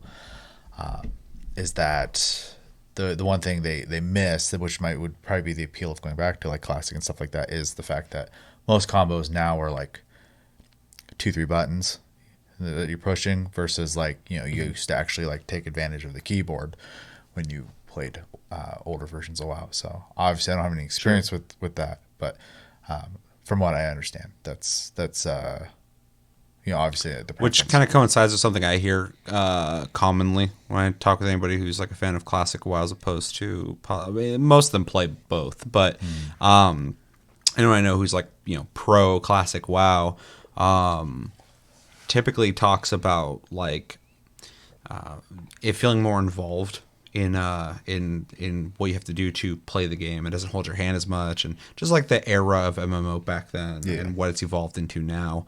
And whereas I can see, you've progressed this far and why you've been playing for this long, you've been kind of going with the systems that as they've evolved, and it could be hard to go like, I remember those days, those good days, but we've come this far. I don't know if I want to go back to that. But then other people are like, but this is how I enjoyed it, and it has evolved to a point where it almost maybe feels maybe sterile or something to them. That I'm not speaking for anyone really, just saying like, having that perspective, maybe they liked combos or whatever, feeling a little more like all over the place, or like not having like quest trackers or something like that. I don't know, like a more simplified MMO that feels maybe a little more rugged or something. So I don't know, I can see that. Yeah. Not something personally I'm looking for in an MMO. I'm not looking to go backwards, to be honest. And I miss a lot of like older MMOs too. Like I really loved Lotro, Lord of the Rings Online, and I've played it again semi recently. And there's still a bunch of stuff I love about it, nostalgia there and stuff like that. But like a lot of the new free to play shit there, I hate. But also, I think about a lot of the systems in place in like modern MMOs that make them more streamlined and more modern and playable or whatever. And there's this weird balance of like, do I want to play like a modern game that feels, better in its systems and the way it works? Or do I want to play a game that like is just a little more grittier and I got to like actually pay attention. I got to read where the fuck I'm going and like figure shit out. Even in that game, you can pay to teleport to shit, which is stupid. It's like, give us real money, we'll just take you straight to the quest. I'm like, I'm never gonna do that. That doesn't sound remotely fun. But yeah, so even in my experience, like kind of hopping between like a modern MMO and older MMOs, there's definitely things to like from both. But I do think I prefer. It depends on the MMO. I think where MMOs are, that's a bad example because I don't like where MMOs are right now. There's some good examples of good MMOs right now, but as a whole, MMOs are kind of dead.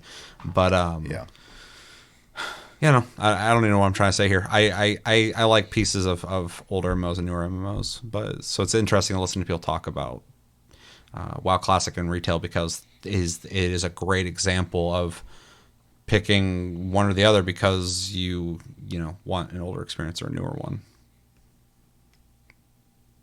Yeah. I found it really interesting too when you brought up that because I had no idea that Burning Crusade was like something you liked so much because everybody always talks about Wrath of Lich King.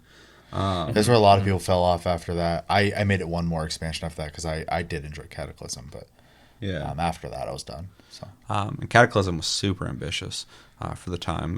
Even as a person who's not super into WoW, like I remember when they changed up the whole map and shit, I was like, that's fucking crazy. It would be interesting to see classic WoW go to that again. Yeah, but it's just interesting to find that out about you, but also that even that's not enough to make you go, I want to do that again. Like, that's interesting. If I wanted to do it, I could just time lock it. Yeah, it's a fair point. Anything else you guys want to say on WoW before we move on to the next video? You gonna go back? No, not at this point. Oh shit. Okay, It's quite a bit. We'll leave that up for another episode to talk about that because I'm really curious about that. I feel like that could be a whole topic though. All right, let us know in the comments what you think of World of Warcraft full presentation, and what are you excited about, what are you not excited about, what's your opinions on current happenings in WoW and WoW Classic moving into Burning Crusade. Let us know everything you think about in the comments below. Moving on, we're going to watch the Overwatch 2 full presentation. This is a long sit, 38 minutes, so we're going to watch this unless it drags on, but there's a lot of info, and we're going to discuss it. So anything you guys want to say about this? Any hype for Overwatch 2? Chris is playing Overwatch still, like quite a bit, so he's definitely involved. Just so you guys know, I appreciate Overwatch. I think it looks great, plays great. I'm not the biggest fan of it just because it's progression, I guess. But other than that, yeah, I have high hopes for what they can do with Overwatch 2. I hope they can do enough things to get someone like me interested. If you're curious about like, what I need to be interested, I'm a huge fan of Hunt Showdown. So I don't want it to be that, but that's the kind of shooter I want to play. But Overwatch is a really fun game. So I mean, like, it's not even me talking shit. It's just like not really something I'm super interested in. So I'm hoping Overwatch 2 will do something really fucking cool. I know that there's supposed to be like co-op mission type stuff, and that sounds really dope to me. So I'm excited for you guys to watch this. I'm really hyped to see how you guys react to it. Cool. I'm stoked because I literally blind. I just know some of the topics they talk about, but not what they talk about. Any thoughts, Chevy? Obviously, you're not a big fan of the company, but like, or the game, okay. Well, yeah. Let people know. Yeah. No, I bought Overwatch when it first came out. I played in the beta. I bought the game, played a little bit. For some reason, essentially that you said, the progression system of the game just doesn't do it for me. Yeah. And I don't really play competitive games that much anyway, so there wasn't a whole lot of draw to keep me coming back to the game. I had really hoped for some modes to come out to entice me, and I did hop in a little bit here and there to try it out again, and I can't play it for more than like a day. And at this point, I don't play any other games. So I'm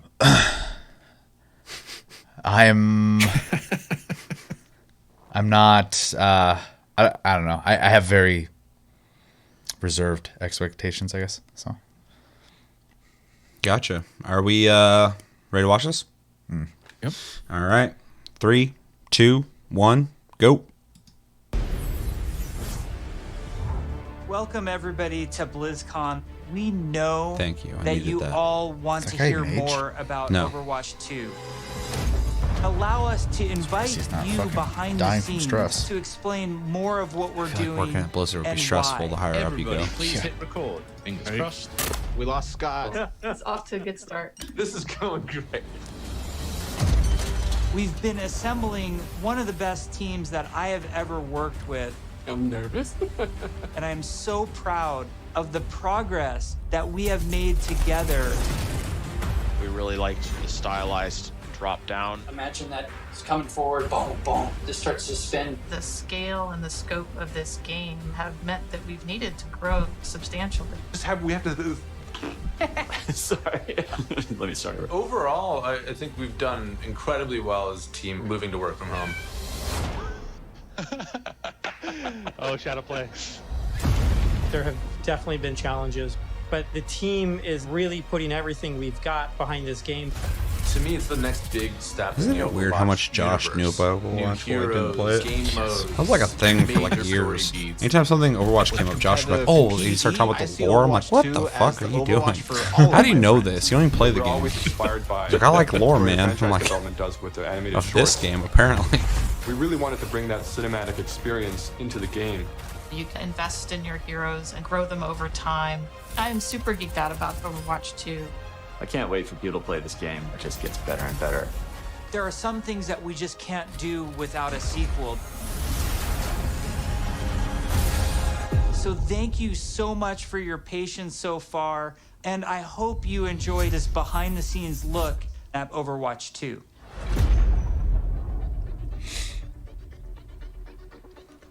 All of our players at home, they want to see one of the new maps that we've never talked about before. Really? I can just talk about anything that I want to. Yes. You're serving this up to the guy that is like unintentionally leaked information in past interviews. You can do it officially now. Okay, so Floodgates are open. One of the maps that I'm most excited for in Overwatch 2 is our Rome map. We always want Overwatch to feel like this globe-trotting adventure for our players. So we're having a lot of fun coming up with the Overwatch version of Rome. We wanted a very romantic, sort of this powerful feeling of old world architecture. One of the most exciting things for me is the early building of these maps, where we get to sit down together with key people from the environment team, level designers. I don't care what game it is. We'll spend some the time art talking guys, about like listening to them talk moments about in the like game that we really creating want to stuff see, that everyone's like the taking like Colosseum for or a granted grand most of the view time in the game hills is of always Rome in the interesting for me. backdrop. Yeah, for And then sure. we'll go back and do a paint over, or we'll do a concept painting of certain things based on that.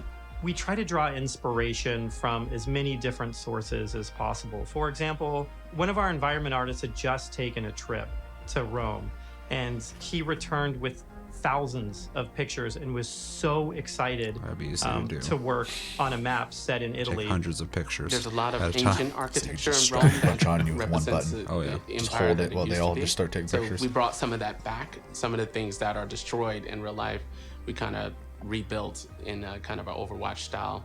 It's one of the most beautiful pieces of environment art that I think we've made for the entire game, and it just absolutely took my breath away. That guy's voice is very similar to the Can we lead reveal guy's more voice. maps? Same guy. Throwing me off. Scott, why don't you have the honor? Why don't you reveal, like, is there an artified, like, let's pick an artified one. I know what map I want to talk about. It's the one that I just get super excited about. New York City. New Those York guys are fun to City listen to is as well, the audio just guys. an amazing Overwatch location. We're really striving to make it as authentic as possible while still putting this Overwatch spin on it. There's a lot of amazing buildings and architecture pieces that When are they just, gonna do especially Seattle? for artists, stands out a That'd be lot. cool. And they usually use this kind of Art Deco style from the 1920s, 1950s. We started in an area that's a little bit like the village. There's some smaller shops there. There's a fire station, little pizza places, and things I like the way that this one people looks. that are familiar The Rome with one was New cool York too, City but will this either one seems really recognize intricate. or maybe see the reference that we're trying to make with some of our different locations. It feels like something you haven't seen in other games before because it's uniquely Overwatch. Well, we should move on. Otherwise, we just have to reveal more maps. So we were talking about PvP. And, you know, one thing that I think is really interesting about PvP in Overwatch 2 is some of the philosophical changes we're making to the approach. PvP feels different and new. We're upgrading our combat feel. The roles are playing differently. When it comes to all new maps, it's a pretty big departure from where we are on live right now. So I can't wait to see where we end up with it by the time we launch this thing. We're also experimenting with the idea we call role passives, which are passive abilities that a hero can have based on what role they are. For example, currently in our internal builds, the tank heroes all have knockback reduction against them, and they also generate less ultimate charge for enemies that are shooting at them. Damage dealing heroes have a movement speed bonus, which is great for flanking around the map. And healing heroes, support heroes have automatic healing that kicks in after they haven't taken damage for a while, very similar to Mercy's passive, but a little bit of a lower rate. One of the more shocking Interesting. changes that we've been exploring in Overwatch 2 PvP is a change to the tank role entirely. That's applied to all of the tanks. We want to try to make them more toe-to-toe brawlers and less characters that just stand back and protect other people.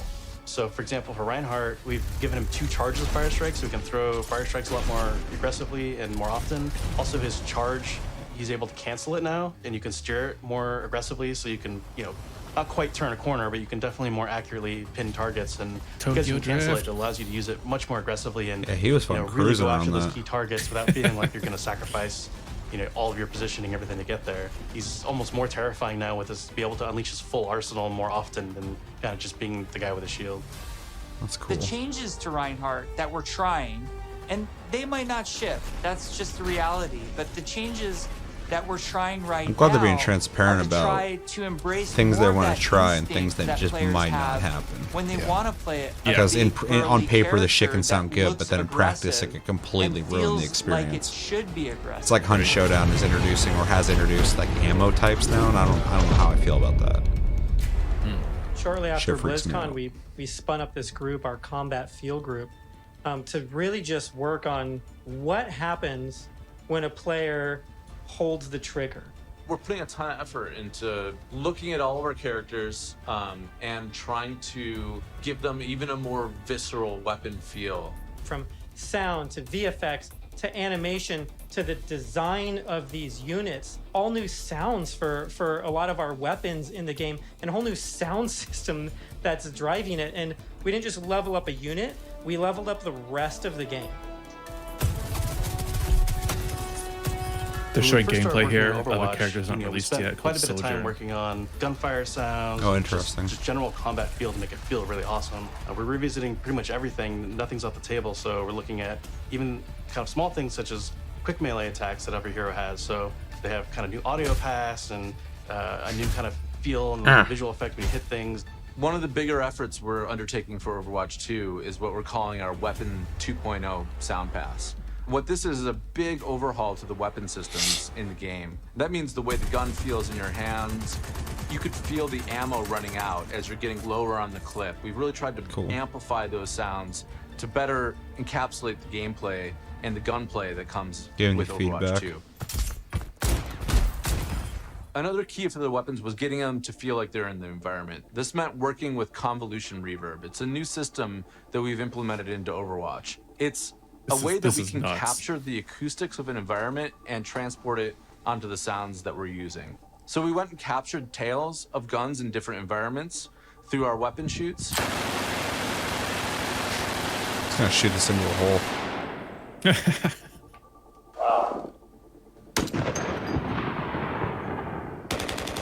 Cool. And then we've cut them and applied it so that we can support a lot more environments. I always feel like the sound guys are just out having a blast. Urban, outdoor. How did you fucking just record tales, sounds? Tight tunnels, small rooms, and it gives a lot more presence to the weapons It's in the really way cool that they to do the react sound. in the world. The shooter genre has evolved a lot since Overwatch 1 came out. On top of that, I think we really want to push the visceral nature of how we do combat. So we Yeah, focused no, a like lot, 3 not just on FPSs have really wonderful dabbled sound in like effects, but hardcore also audio with design, so I'm glad how that they're the gun thinking moves about as it. you shoot. You know, so you can really It- feel it every single shot. Made me that think you of like and there's a lot of Call of subtle Duty or little Battlefield tweaks that has you more have of to like do realistic on the sounding gameplay weapons, engineers but to it's make that cartoony feel look. really It's a really visceral. weird but Everything from interesting mesh. making sure that the Well, camera shakes are the crisp, the making more sure you that put if in you your get sound shot, design in you a know shooter exactly gives a tight lot of indicators show up information. on the outside of your reticle. It also All these gives a lot of things play into visceral making the game feedback when you're feel playing the game. not Even when just you're indoors and tight you hear and the responsive, reverb, but also and then modern and outside it sounds up-to-date. different. Take It just 76, for example. What we it wanted changes to the do whole in experience. Overwatch 2 with his weapon Yeah, was I would make it argue that's a really huge feel vital incredibly aspect of powerful, of and that happens Battlefield. with a bunch of different elements Yeah. that mix together. But it really feels like the gun is almost just outside of your control. A lot of that comes down to this camera shake technology, where every time you fire the weapon, you want to feel like it's running through your entire body, and the camera shake gives that extra bite. Actually to every noticing single that shot now they're out of the saying it's chamber. kind of neat It looking. makes him feel really Camera shake, I think it's really You guys important got in a video sneak games. peek Like of if you don't Sojourn utilize it from last properly, you have no BlizzCon? She's impact been, on anything you do. Oh, I turn quite a camera while, shake off and on she's a lot of actually games quickly because at it's this point shitty. become a lot of The whole people's screen just goes favorites like in the this. house. When And we it's looked not at like it, that. it's That what looks was like it's originally actually per created. bullet, and it There's looked a lot really of heroes good. that were Probably made really from a overdone gameplay that standpoint, it has to be kind of done surrounding well. It hate just that. feels really weapon type. corny. For example, Yeah. Farah was based on a rocket launcher hero. Widowmaker is clearly like kind of the sniper. We thought there was a weapon that was kind of missing that would be a lot of fun to play with, and that's a railgun. It's so much fun in the playtest to have this really powerful shot that can, rip through enemies if you really are accurate with it. And she's all about that aim skill. So if you got that aim skill, you'll love her. We're still exploring new game modes, and we're also reevaluating older game modes that people are more critical of.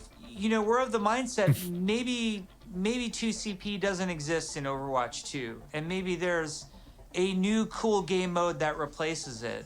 We really want Overwatch 2 to feel like the next evolution, a true sequel to the first game, not an add-on. It's not a small part. It's not an extension of the original game. If you're This gonna call is it 2, an you really gotta evolution and a fucking change it replacement up. to the original game. You gotta make Yeah. it feel like a Well, in sequel. 2CP is the map style that people have the most problems with, anyways. Hero missions are probably one of the things that's the hardest to wrap your head around if you've never played one of them.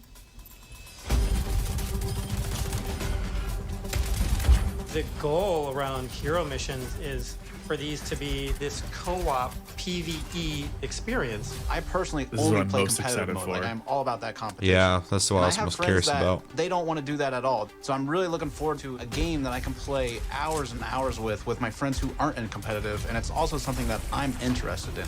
Hero missions are the content that people are playing as they are leveling up their heroes. And so for a system like this to really sing, you need a lot of mission. We don't want players to feel like they're just in this grind to get to the top. And there's a lot of really, really good back-end technology that we're exploring so that the heroes are constantly bringing their personality and some light story to these hero missions as well. The goal is to make as many as possible, hundreds of hero missions. Cool. We've explored a lot of different ways of getting to that. I would say you content. need a So have, lot, like, because different sets if of you have enemy like units that people will be 6, fighting it's not gonna be against. enough. And there's different hero mission types. At the same time, hero missions can take place in all of the Though the amount of time I maps put into that fucking we've Ghost of done. Tsushima And we're also multiplayer adding new and it only had spaces 9 onto some of missions these is maps. insane. So if you do it right, you can do it. It's a huge challenge for the art team. We take maps that a lot of people love and recognize, and we have to add a lot more art and level design to it. In this one hero mission playtest, we came up to an area in Kings Row that usually has a gate on it. Suddenly that gate opened and I saw a new area of Kings Row that I had never seen before. You may be playing a payload game type, and the payload may decide to take this new route instead of going the usual route. That was really, really cool. Yeah, It it's was really like this cool. eye-opening special moment. It's crazy how much like they're expanding like Lan, world lore and our content lead for tech shooter. artist Yeah. on the environment side, very early on our own free time, made a prototype of a sandstorm on the Temple of Anubis map. And at the time, we didn't know what we wanted to do with that, but it looked awesome. We looked at it and went, oh my God, we absolutely have to do this. So we put some new technology in place that allows us to do this dynamically. You start the mission off, clear day. Midway through the mission, suddenly this sandstorm or heavy weather Cool. would show up. It made the world just feel so This much is something I more want a alive. lot of games to do. I want dynamic weather. There's a sunset, daytime, nighttime, but depending on where you Because are if you can in the world, play the same these map over and look over again, but different. have different ways to California or play it, Hollywood different would have visuals, what it we makes call it a feel California fresh sun. and different. In New Bonnie, there's a great Yeah. African sun that happens there. You start to get a sense of space and mood. This is what really brings the levels to life. Well, like For me, during the like a dynamic sandstorm world's mission, exciting. like Just or seeing these you know, the dramatic snowstorm, your visibility is going to landscapes, be the wind in reduced the to like atmosphere the going character are going to by. be It's a viable. much more cinematic experience for the player. Before you start a mission, you look at a map. It's nighttime in Necropolis, or there's a sandstorm in Necropolis. Players can make some comp choices based on knowing this information. Characters like Hanzo or Widowmaker start to be a little more valuable because they have abilities that allow them to see through the sand more clearly. Are we going to talk about any of the types of objectives in hero missions? Yeah, let's talk about the objectives. Yeah. Players are being asked to do different things from one hero mission to the next so that they all feel really fresh to the player. For example, we have Gather and Return, where you're trying to go and grab these different canisters to kind of safeguard them so they don't go off and affect the population in a negative way. It creates this really cool tension in the world where, on the one hand, you're trying to split up and go grab all these canisters to be as efficient as possible, but at the same time, now you're having these sort of special enemy units spawn that are really difficult, and if you kind of get caught by yourself, it turns into a pretty bad situation really quickly, and it feels extremely cooperative and like a very different way to interact with the Overwatch universe. So excited We're for these experimenting with all sorts of ideas, much. and just internally we have names like Wall of Death, Scavenger Hunt, and Kill Quest, and all these new mechanics and enemies for people to experience. Players will be able to jump in night after night, play different hero missions, and then work through the progression. See, I'm system, interested in leveling up this. their The heroes. PvP's, fine. I like shooters, but I'm glad that they're putting effort BlizzCon in into 2019, cooperative we stuff started because I know a talking lot of about people play it and they don't want to play progression, against people. and we showed the very early version of our talent system, which I think was really cool. We had that one talent where like Make became the rolling snowball, which was a big hit. We've really blown that system out. I'm real excited about talents. You can play the same hero in so many different ways. Now with the skill tree, you can have fun every night doing different things and kind of experimenting. Yeah, the talent system is like Oh, wow. really big. deep. Yeah, it's and way rich. bigger It's than every originally when they single talked hero about has it. different trees. Yeah. They're saying You like might like open slight up modifiers 76's before, but that's tree, actually like a and tree. As you're leveling and picking new talents, Huh. you're starting to feel your hero change. We've had some It's pretty so cool. hilarious That's versions very of interesting. the healing one where his biotic field travels with him. It also repulses enemies. We called it the snowplow build, where 76 is like running through spaces, pushing enemies away from them. Designing these is super fun because it's like we get to break all the rules that we've sort of established for ourselves, and we get to really take the gloves off and do crazy Sounds really things cool. like Mercy shooting from her staff. grenade launchers, and we've had Mercy be able to area effect res their whole team at once at super long range. It's really weird that walls. this It's co-op been a ton mode of fun, feels kinda like the mad biggest scientists making all this change, stuff. like the biggest thing they're adding in kinetic a weapons, sequel. like Soldier 76's rifle, Which is really welcome. is They need at this it. point. attack, like Yeah. what Reinhardt's flame strike I'm surprised does. there's As not soon more as to you the start PvP outside of mutating maps and talents, stuff that they've all of a talked sudden about, they but do this is kind of freeze huge because this damage or is electrical what I damage. want It really. gives the So animators a bunch of crazy opportunities. You know, the animations are going to change. I always from complain freezing that to the shattering. PvE And to, events shock that they something have, with a lightning that are attack, just they seasonal can shake events, in place and start aren't around chained enough, or they don't enemies. get brought All back sorts enough. of stuff to make you feel I like really you're enjoy controlling doing that. Battlefield in novel ways. well, and like unlocking As a huge outfits or RPG whatever nerd is fun, myself, but I the like it as first a time I complement opened to up the rest of the talent tree game. And if system, I'm playing this like, PvP oh my gosh, or this PvE is mode speaking my love and language. Like, I working just wanna towards unlocking all plan, that and I wanna shit see, like, while where I also wanna getting invest, outfits, and how am I gonna that's play enough this for me character? Yes, it's to keep so playing good. You, games. like, So start at the bottom of the tree. Like, Yes, oh my, exactly. like Tracer gets to do what? And then you start working and kind of planning how you're gonna get down there. It's like, it's so fun.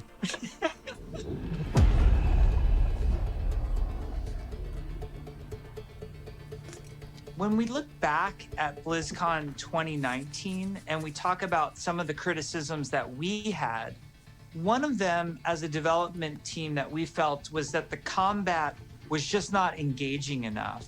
So the fact that our combat wasn't highly engaging to us as players meant that we had a problem with the enemy units and that they just weren't feeling interesting enough. Just because we show something to the public, it doesn't mean that that is what it's going to be. If we make discoveries where things aren't working how we want, they're not reading how we want, they're not fun enough, we're totally down to reinvestigate, reiterate, and just really find ways to level kind of all aspects of things until they feel good. I get why I would this say segment's so much major longer because focus there's really a lot to of all unpack of here. 2020 was to make the null sector enemy units more engaging, and some of this was adding new units and evolving other units that we had.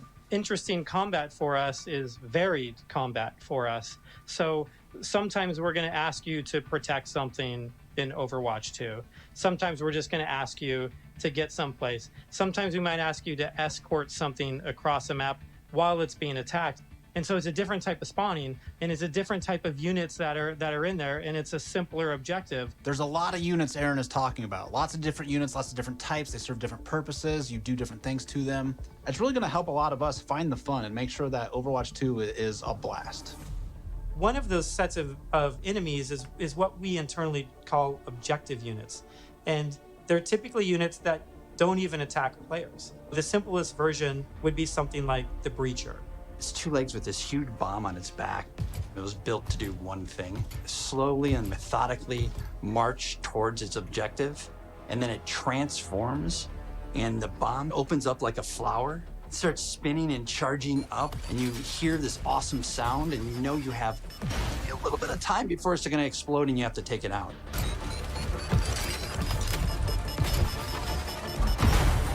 We have units like the slicers, which you guys have seen before. They're little, we call them the chickens. They're little chicken sometimes. They're running really fast.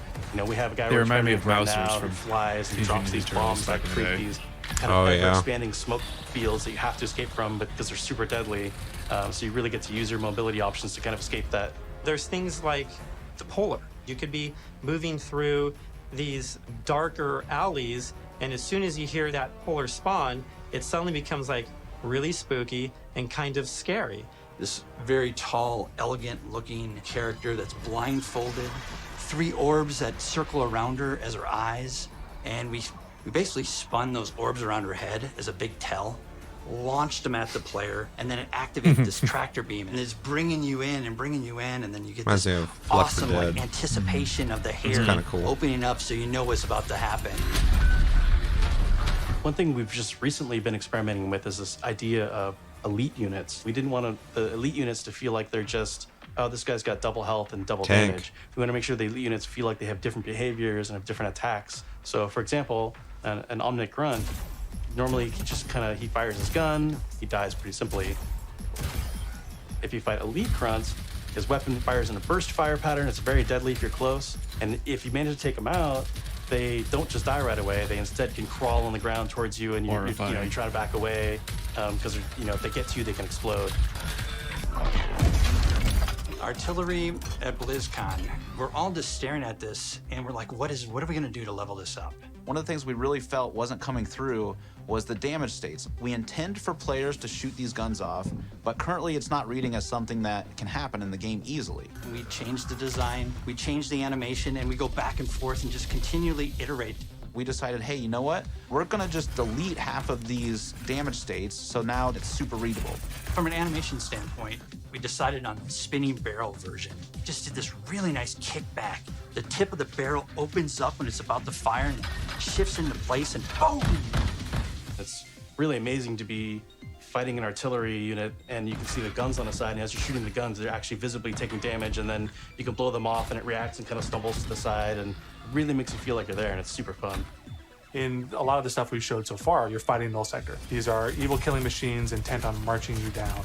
The way you're going to stop them is by shooting them, and we want to make sure that feels responsive and visceral. We're gonna stop them by shooting them. To take a hit, All right. it feels I can like do that. their whole body has been punched, almost like hit by a truck. That's what really sells this fantasy that you're playing these superheroes. One of the cool pieces of technology that we created was what we call chain hit reactions. Oftentimes you'll find null sector bunched up, marching cool. maybe a half a dozen units. It's really abreast. cool. You expect if you shoot one. I'm just glad they're putting a lot of they're not gonna emphasis their buddies. into So we made that happen. feedback, visceral Turns out it's really fun. feeling, combat. really fucking matters. It's like when you play a game and you're swinging at an enemy and you see that their health's going down, but they're not really reacting to it, versus a game where you hit someone and they actually get hit and you feel like it's impacting them. The Yeah. essence of your hero, but also kind of show that heroes evolved and kind of changed and moved forward. So we have a lot more new looks. So I'm excited to see how players and fans react to all of the ones that we've done so far. Maybe we'll share some of those new looks today, which would be cool. We're going to reveal That guy's just McCree's ready new for look people to Overwatch fight. 2 He's as like, well as Farah, ooh, I and get we're really excited not to show leak off something some of if our you first show it. villains, Secrets hurt him. with Reaper Yeah, and he Widowmaker. hates it. It But hurts. first, I wanted to talk a little bit about technical wear, Burns us. like technical clothing.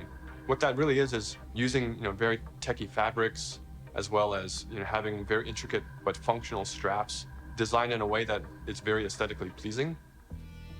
With McCree, we took a couple of different approaches. He's got this classic cowboy look that it's really hard to mess with, because if you try to make him too sophisticated or too techie, it might not feel right for the character. But as a concept artist, you always want to change things around and try different shapes and silhouettes. So we did identify as Red Serape as the main thing for McCree.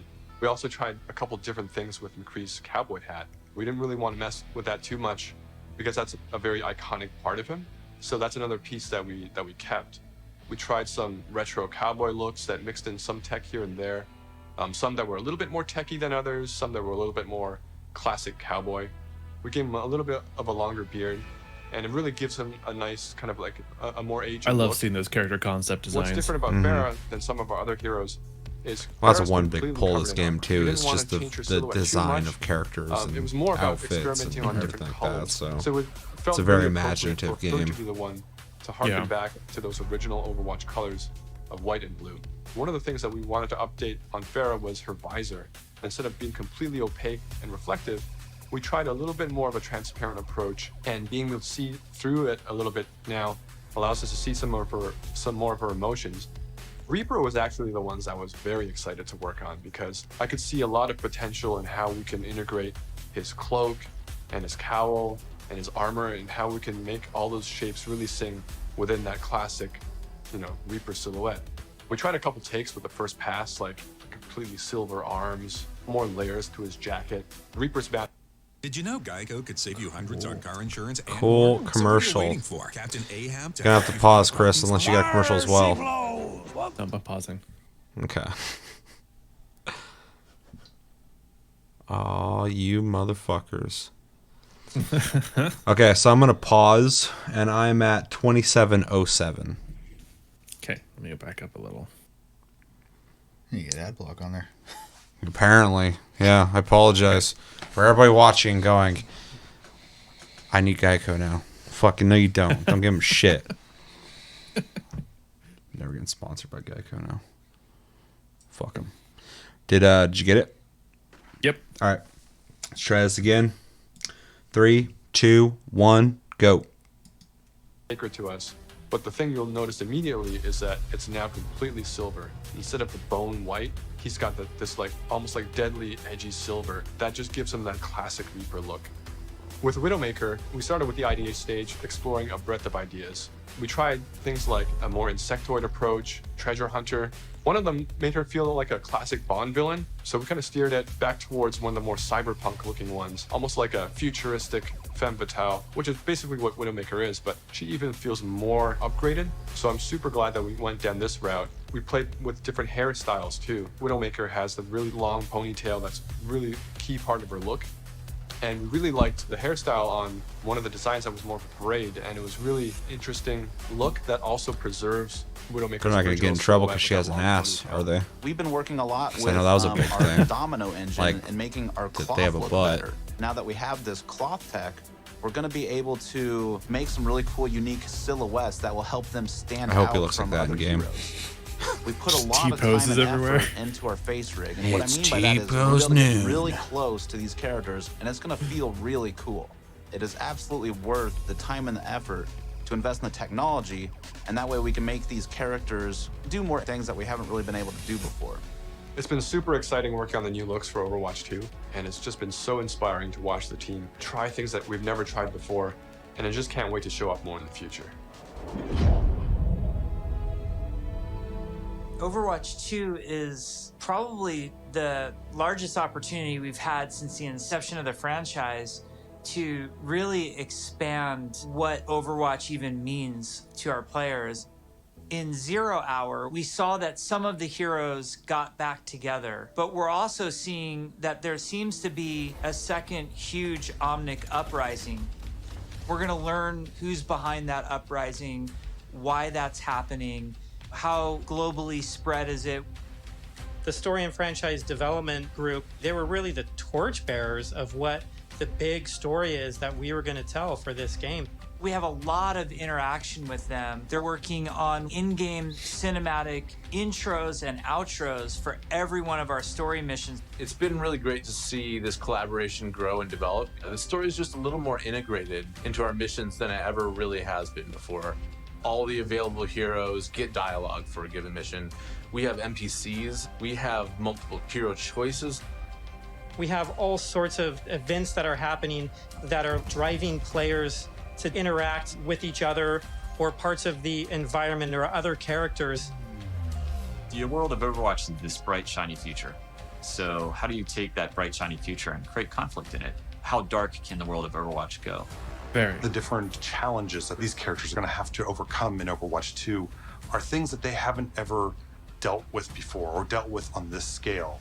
So what we had to do was literally strip it down to those bare bones of where are these characters in their lives. Overwatch has been disbanded, and now there's a situation where the world's in trouble again, and the world needs the heroes again, but they're not allowed to be doing what they were supposed to be doing. We started to book these off-site locations so we could brainstorm over and over different versions of what the Overwatch 2 story campaign could be. And we basically had these whiteboards that we were carting around everywhere. The room was filled with whiteboards, and we would just write every day story beats with the characters and who was doing what and where. And oh my gosh, we forgot this character. We had these giant sticky notes, and each one of them would be a mission with a bunch of notes on it. You know, somebody say, well, what if we moved Rio to the end, and they'd physically grab it off the wall and stick it on the end. And we did this for a while, you know, until we all felt that it was pretty close to what we wanted. Then we could send it to our writers' rooms. The writers' rooms then had a much clearer direction of where we wanted this process to go. Ultimately, we come up with something that we think is right for the game. And then we pitch it back to the game team, and they point out everything that we missed. And that allows us to actually back up and go and make it right and make it better. Because the scale of this story is so huge, it takes place over the whole world, basically. It just requires a constant iteration, constant refinement to make the story as best as we can make it. From writing, we go to storyboards. The storyboards get crafted with the edit. From there, it'll go to a previs department where they'll start to flesh it out in 3D. Yeah. Once we've kind of figured out our Hope camera that's what the work game and our looks like. cinematography, that'll then go to the animation department. And then we end up going right into the game engine. One of our challenges was to figure out how to integrate this story and this narrative with the gameplay. So if the intro cinematic ends with this huge battle, this huge war, when you get into the game, it has to mesh and feel the exact same way and blend together. We really are also trying to get the music to be equally as consistent from in-game cinematics straight through to the mission. Adam Burgess, our lead composer, has been working with the IGC team, with the game team, developing themes for all of the heroes, all of the locations. As the cinematic director, whatever we're crafting should never override the gameplay. We want to make sure that the player's experience going from the cinematic to the gameplay is seamless and it feels like a completely immersive experience. The engineers, we have to find a way to actually make that come to fruition. The choreo tool is a tool that allows people to coordinate different events to happen at the same time. Like in Rio, if you played our demo, one of the buildings explodes. And so that kind of event needs to happen as you're running by, and you need to have it timed, because if it blows up too early, then you don't see it. It allows story moments in missions that interact That's something with the that environment, the original that interact with our Titanfall characters. way a long time ago really tried to do and allowing us to was push our really storytelling admirable farther to than try, we but could have just didn't work. What's also really powerful And then about Titanfall choreo 2 is that, you know, if somebody has an idea, they can mock It's things cool to up really see quickly. in modern time people still trying to tell story in Casey was able to this kind of quickly way. put a really rough prototype in choreo. And Philip would come in and on the fly, he's making quick changes. They play tested something that would normally take weeks. It was done in like a matter of days. Each story mission has its own custom map built for it. And these maps... Jesus Christ, pause. Just getting fucking ads left and right now. It's like you've been watching this for a while. You should be watching some ads. All right, let's go back to 3350. Got it? 1 sec.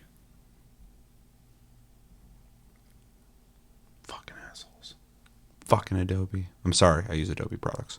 Okay, good. Don't let me get pissed. All right, 3, 2, 1, go. Maps are absolutely gigantic. India is one of our biggest maps, and it's a fun map because it has a few story beats that we've taken from recent comics and these maps look characters in the amazing game. so far. They look really good, yeah. Just the design of them. History for It's each so city, cool looking. so that the cities feel lived in. And I think that informs the artists so that they know like what it is that the city has been through. Gothenburg was our chance to show Torbjorn's workshop. We created a space that kind of fits his height. So there's, step ladders and scalable tables. We designed the space as if we were Torbjorn. Molten steel is pouring out of walls. Rock and It's stone. pretty epic when you walk into it. Carl. Toronto was under siege by Null Sector when the players arrived here. There's a dynamic snowstorm. So as you make your way through the level, the snow is slowly building up. Suddenly by the end, the characters are caught in this gigantic snowstorm and they must fight their way through it.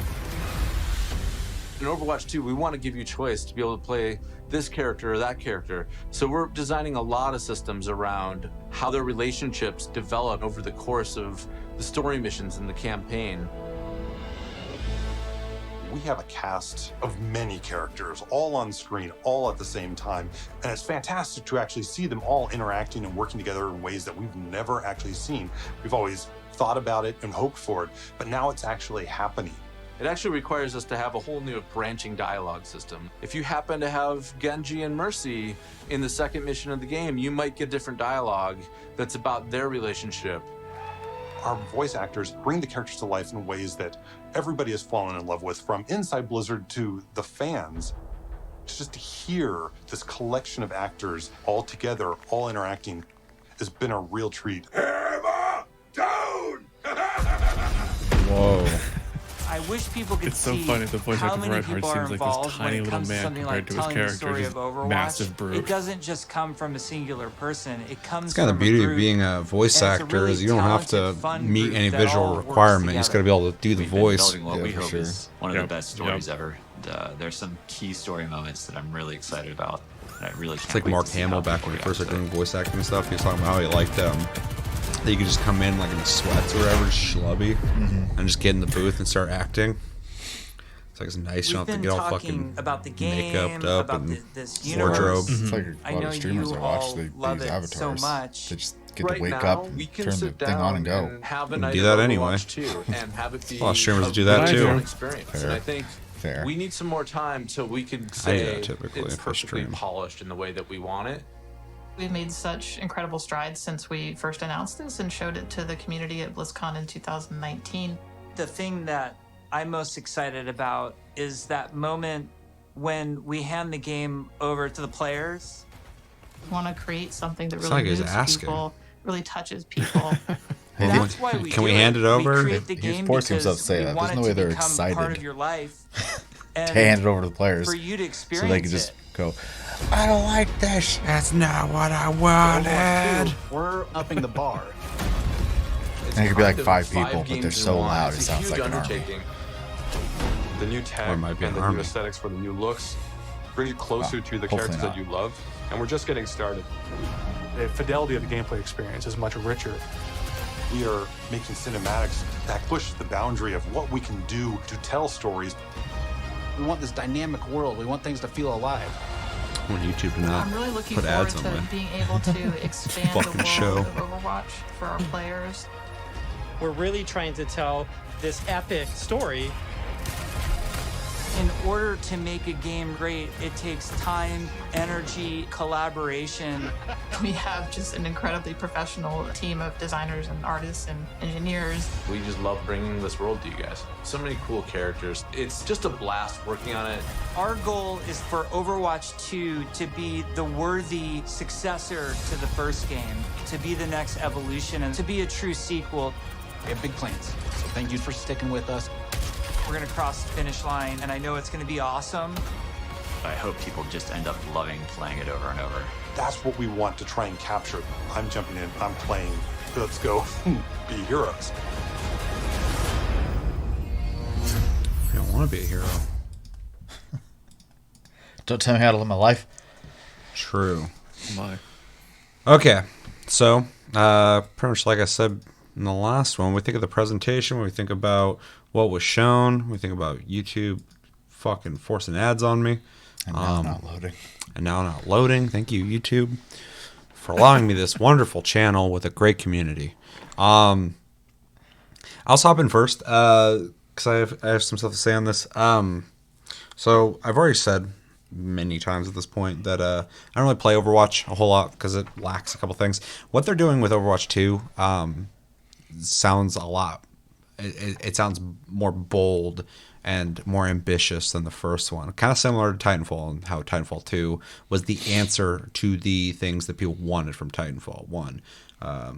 And not to compare them directly, they're not even remotely similar, but like that approach I like. Overwatch 2 is sounding like it's listening to everything that people wanted from Overwatch and making that, but while also evolving Overwatch into something bigger and better in every way. At first I was like, those are some cool updates, but that sounds like an update. It sounds like a patch. But then you start getting into the co-op stuff, the progression, which has gotten a lot crazier than when I originally heard about it. The story missions, It really sounds like they're trying to make a game that you can stay in. And I know people who are into Overwatch can do that, but for someone like me, something that can pull me back to playing it and, playing with friends or whatever. I get off work, I'm like, I want to play Overwatch too. I had that thing I was doing and blah, blah, blah, blah, blah.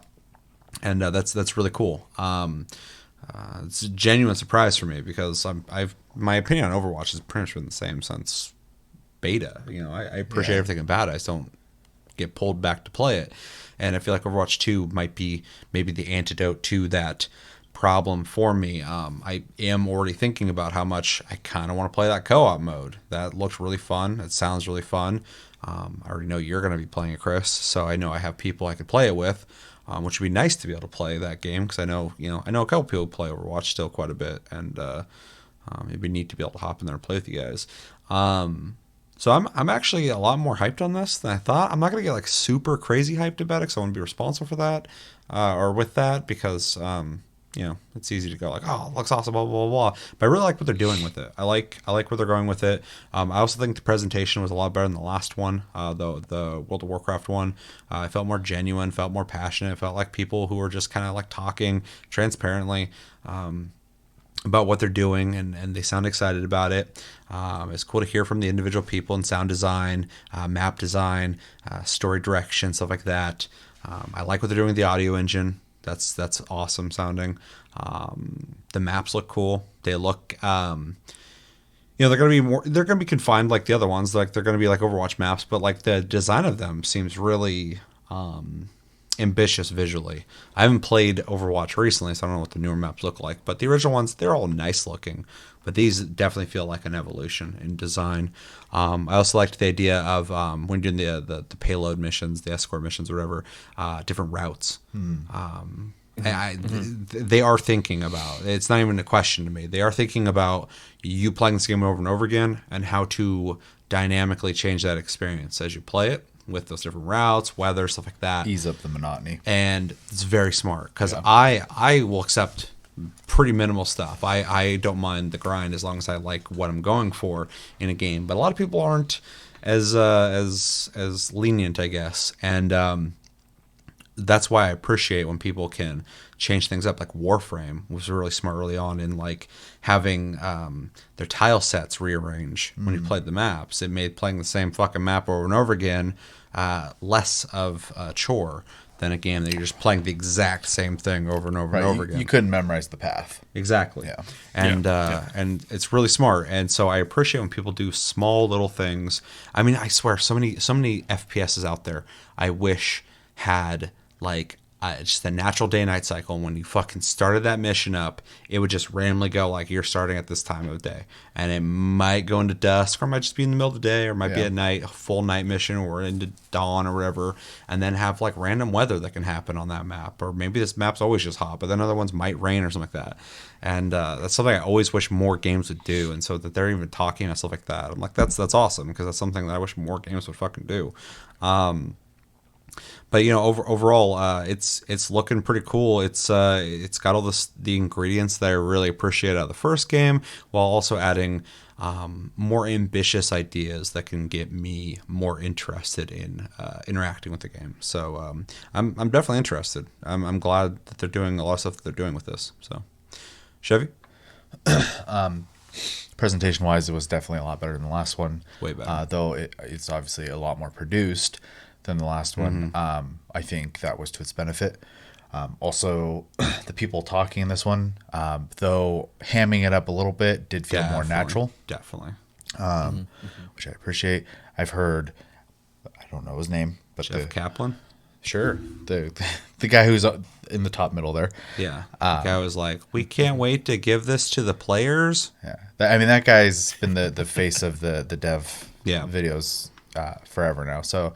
I already know what to expect out of him, and it was more the same, which isn't a bad thing. I'm just, consistency, which is good. And old Leaky Pete, Mister. I hope that's his name, Leaky Pete. I hope so. He looks like a Leaky Pete. And as far as like them, like taking the approach of making a natural evolution of the series, it seems like they're putting their money where their mouth is on that, because every aspect of the game. In fact, the only thing they really didn't talk about was the verses. Like they kind of touched on it. Yeah, they a little barely bit. touched it. It's weird. But I like stuff they did talk about, but they barely touched the PvP. They mostly just said that they're I guess the way like combat is going to change is going to change the way PvP feels. Is basically what I heard there. Other than that, the map design aspect of it is where you're going to get some changes in PvP as well. But it seems like that they're not going to mess with that too much, other than taking feedback in beta to see what people like and don't like. I feel like it's smart though to just translate the amount of work they put into balancing into the next game, and just don't change fuck the way with jobs feel and stuff too like that. much. Yeah. They talked about PvP without directly talking about PvP. Is what happened there. Yeah. And they highlighted the big shit, the For big sure. changes coming. So. Obviously, the major focus there was the new stuff they're adding, and it does seem like they're not skimping on that when they said hundreds of missions for co-op. That's That'd be crazy. really important. It's also a lot. Yeah, that's a shitload. God, if they said fucking 30, I'd be like, it's crazy. It'd be really easy for them, and it would keep the people they already have by throwing in a just real basic co-op mode that's just fighting bots essentially. They didn't do that, so I think that does deserve to be praised of them as a company or as a development team, I should say, to really go for it. Yeah. And then upgrading everything, dynamic events, weather, sound effects, even like screen shake, like for feedback and stuff like that. Like you said, shooters, specifically in a competitive sense, feedback's huge. Every bit of information you can get without the game just directly like having someone near going like, this is happening, this is happening, this is happening. Yeah. Is really important and adds to the experience. Well, right? making what you do feel good as well makes sure. you want to play it more than as opposed to like, I guess I won. His health is gone. If you played like Quake, for example, when you're jumping around, shooting the way you do in that game, but then like you hit someone with a rocket and they just kind of like fall over. Yeah, it's really anticlimactic. They don't even ragdoll. They just fall, right? Go into like a death animation and just drop to the ground. It would completely kill the mood, right? That shit. Versus like you hit them and pieces just go everywhere. Yeah, right. Their deck is their head in hand and everything went every direction. It's visually appealing. Yeah. It makes you feel good, and it's so like out there that you're not like taking it like this gory seriousness as much as like. You look at like a Tarantino movie, for example, where it's just crazy for the sake of entertainment, right? Yeah. That's important. That's gameplay feedback, and they're taking obviously not the gory approach, but the same concept of approach. And Overwatch 2 will introduce fucking horrible violence, and gore. So I mean, that Mortal being said, Kombat. For fans of the series and for people coming into this one for the first time, I think they have a lot to look forward to. So. Definitely. Chris, you play Overwatch. What do you think? I do. Well, first off, the presentation was, like you said, better than the previous one that we watched. It just feels more natural, not as scripted. But I was in the camp before of like, well, if they're just making all this stuff they're adding to Overwatch 2, it should just be added to Overwatch. It feels like DLC content. That's what I thought too. Separate game. But now after seeing this explained out in more fleshed out detail, it feels like a newer game that I'm more willing to at this point think about buying, paying for more content. It just the sound design that they're going with, I like it a lot. It's stepping away from that cartoony sound. I'm not saying that Overwatch sounds super cartoony, but Overwatch 2 definitely has that really realistic sounding audio, which, like you said, is very important. You can tell where people are shooting from based on the audio cues. You can it just sounds so cool. It sounds like a Battlefield or Call of Duty, but with a cartoonier feel, which is really neat concept. I'm personally, no surprise, super excited about PvE content, and the fact that they're adding so much to it. I hope that they add like a kind of make your own level design type thing, where not necessarily like build like the whole level out, but like you can place like certain enemies at certain locations, like a mission editor. Yeah, make your own mission, make your own stories, if you felt like it. But I mean, they're gonna have plenty, from the sounds of it, plenty of PvE content without having to need something like that. Mm-hmm. But I'm just kind of excited overall for it. It's starting to look really good. The character designs are neat. They feel like evolutions of the characters. They don't just feel like, kind of side costumes. They feel like these characters have aged and progressed from what we've seen so far to, their current iterations. It's really cool to see. Definitely. And I resonated with me when you said that you were in the camp of like, why not just update the game? Why not just have a patch or an expansion or something? That's what I thought too. Because when they're like, oh, Overwatch 2 is pretty much like the first one carrying into the next one, and it's like they're gonna add some stuff here and there, and I'm like, yeah, couldn't you just add that to Overwatch though? Like, you already got people playing Overwatch, so add like a big new chunk of content. They'll be happy. People who used to play might come back. People that don't play might be interested in playing it.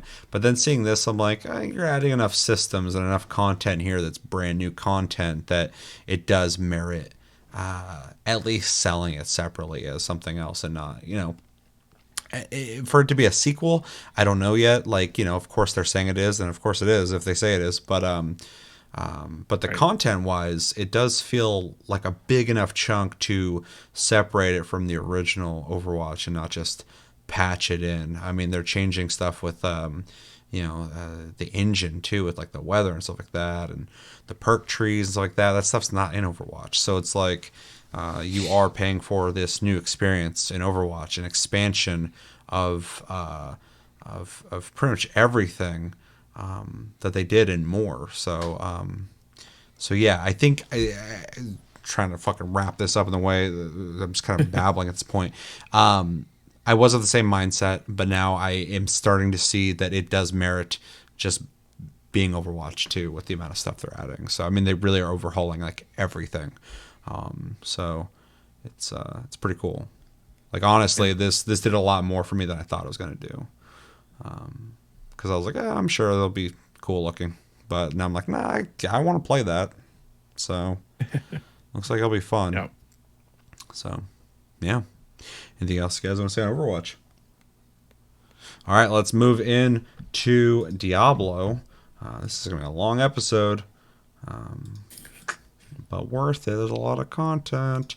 All right, so real quickly, just talking about it. I'm stoked to see this. I'm a fan of loot in games. I'm a fan of progression in games. I'm a fan of skill trees. I'm a fan of top-down isometric Diablo-like games, including Diablo, the series. And yeah, I like Diablo 2, Diablo 3. Played Diablo back in the day. It's Diablo, but played a shitload of Diablo 3, fucking to the point where I can't play it anymore. So I'm ready for fucking Diablo 4. So I'm excited to see what they do with it. They showed a little bit before, and the trailer that came out, I really fucking liked. You never even watched that. Nope. It was a really good trailer for Diablo 4, the original one. So I'm stoked to see this one. I believe they show the rogue or something. And then gameplay. I haven't seen much on it. I saw a couple blips here and there, and it looked really good. It looks like they're kind of going back to a more grittier Diablo 2 look with 4, which is really exciting because Diablo 3 got really kind of flashy and my biggest complaint of Diablo 3 and hyper feeling. So I do hope they can kind of bring it back to Diablo 2, because I really feel like Path of Exile is Diablo 3. But yeah, I'm this is BlizzCon. This is the thing in BlizzCon that I am excited to see. So, because I this is right up my alley. This is my kind of game. So, thoughts before we go into it? Not really. Chris, you like Diablo? I love Diablo. All right. I'm so excited for this. Yeah. All right. You ready? Mm-hmm. All right. 3, 2, 1, go.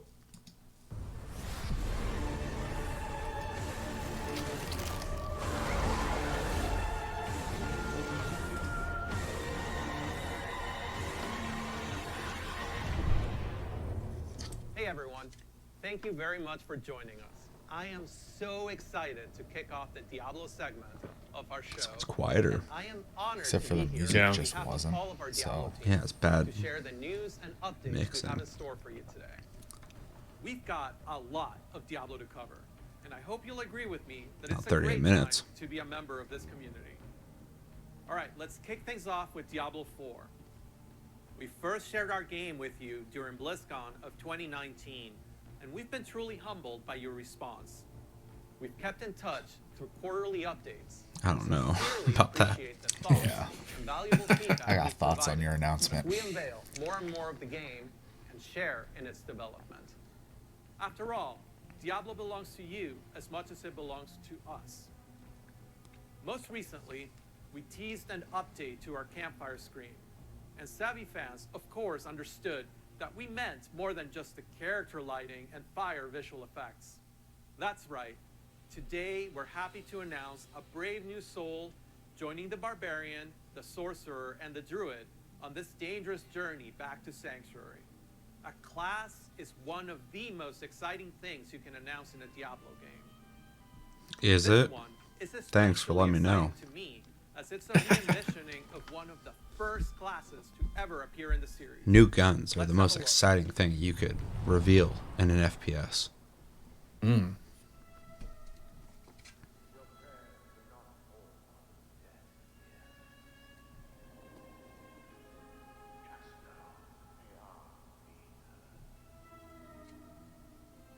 There is justice within the light, but you have to be patient.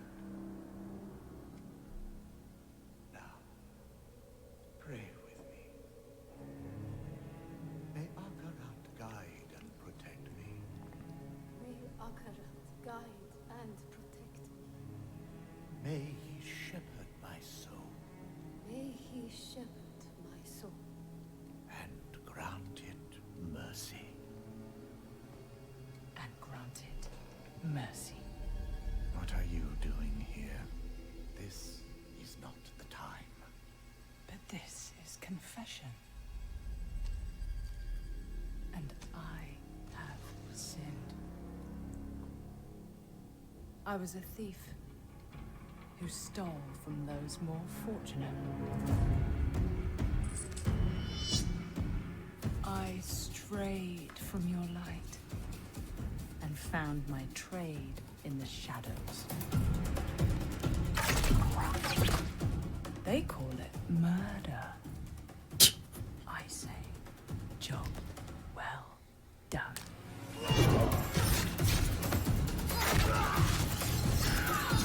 Gross.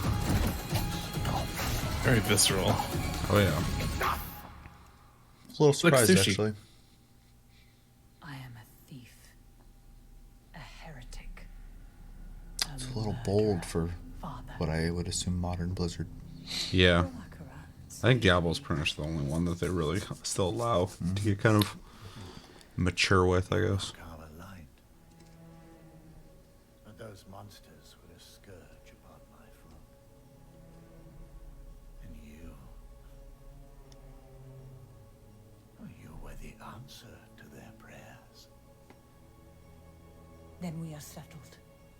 And you owe me. The name you see is.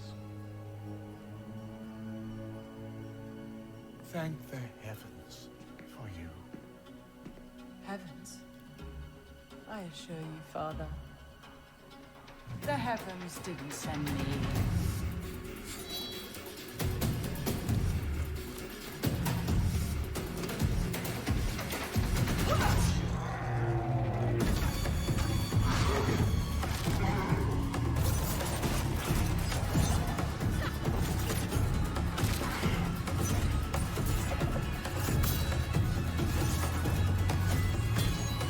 Ooh, I like her moves.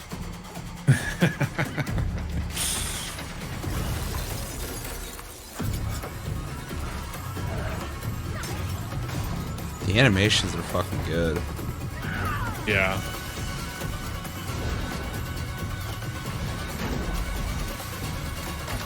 Oh, that's cool.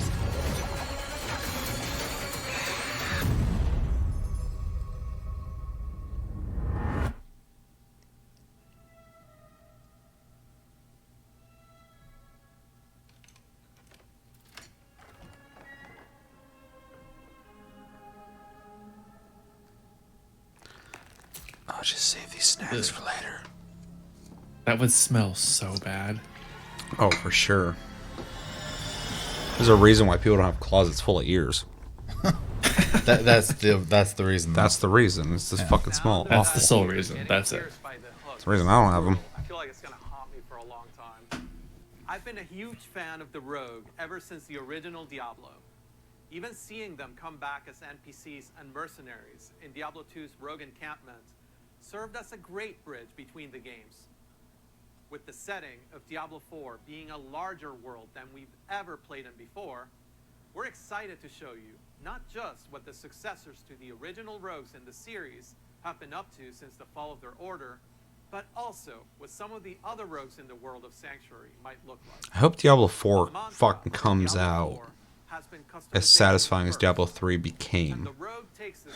Yeah. Because Diablo, I played the fuck out of Diablo 3 before the expansion, but like quite a bit. But it really got good after that. Our goal is to let you create the kind of rogue that you want to play. Whether it's an unrivaled archer modeled after the original Sisterhood, or a cloak and dagger rogue from the darkest alleys of Chaldeum, in Diablo 4, you will have the freedom to create the rogue that you imagine by customizing the looks, the background, and the playstyle of your character. Please stick around for our segment later today, where I'll be joined by other members of the Sorry, bro. Diablo 4 No, team I refuse. to share a closer look at the rogue You'd ask better than that. as well as some of I'm a the busy overall man. gameplay that we're bringing to the game. Even though we're gonna be watching that. Those severed ears are not just for show. No, dude, they had like a fucking another He's talking about the 44 deep minute dive. thing. Yeah, the deep dive thing's almost an hour. Game we're talking about today. If you're looking for And I might watch that at a different time. on mobile, we've got you covered. Diablo Immortal has everything you'd expect from a AAA action RPG. From the visceral combat and epic loot to an all-new story, bridging the gap between the events of Diablo 2 and Diablo 3. Later Interesting. today, you can join the Immortal team. You guys don't have They'll phones? Talk about some of the things they've learned from their recent alpha. No, I got rid of my phone because of this. But that's still not all. I hate Diablo Immortal so much, I don't want my phone.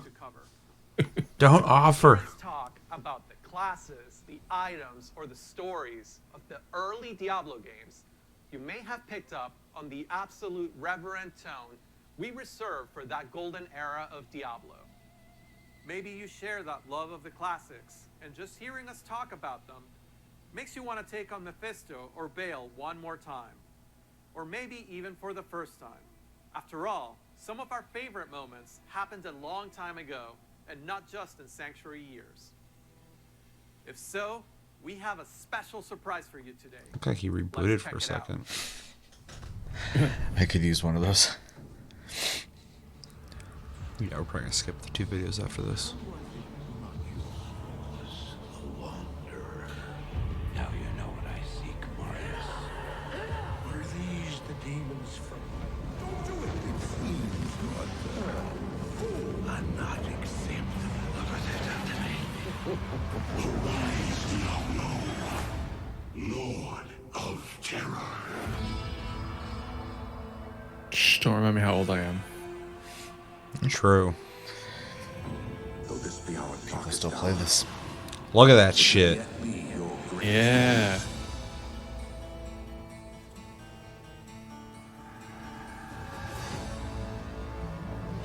Look at this shit. That's quite the difference. Right?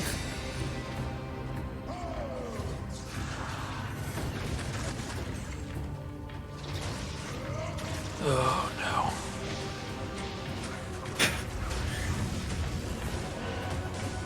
It's interesting because it looks like the original, but like looks better graphically by like a lot, but it still has that like old school feel. Mhm. Has like some like the more stiff animations and spells and stuff like that, but Right, right. it's really interesting. Although I am apprehensive in the sense that didn't Warcraft 3 come out and people were not happy with it?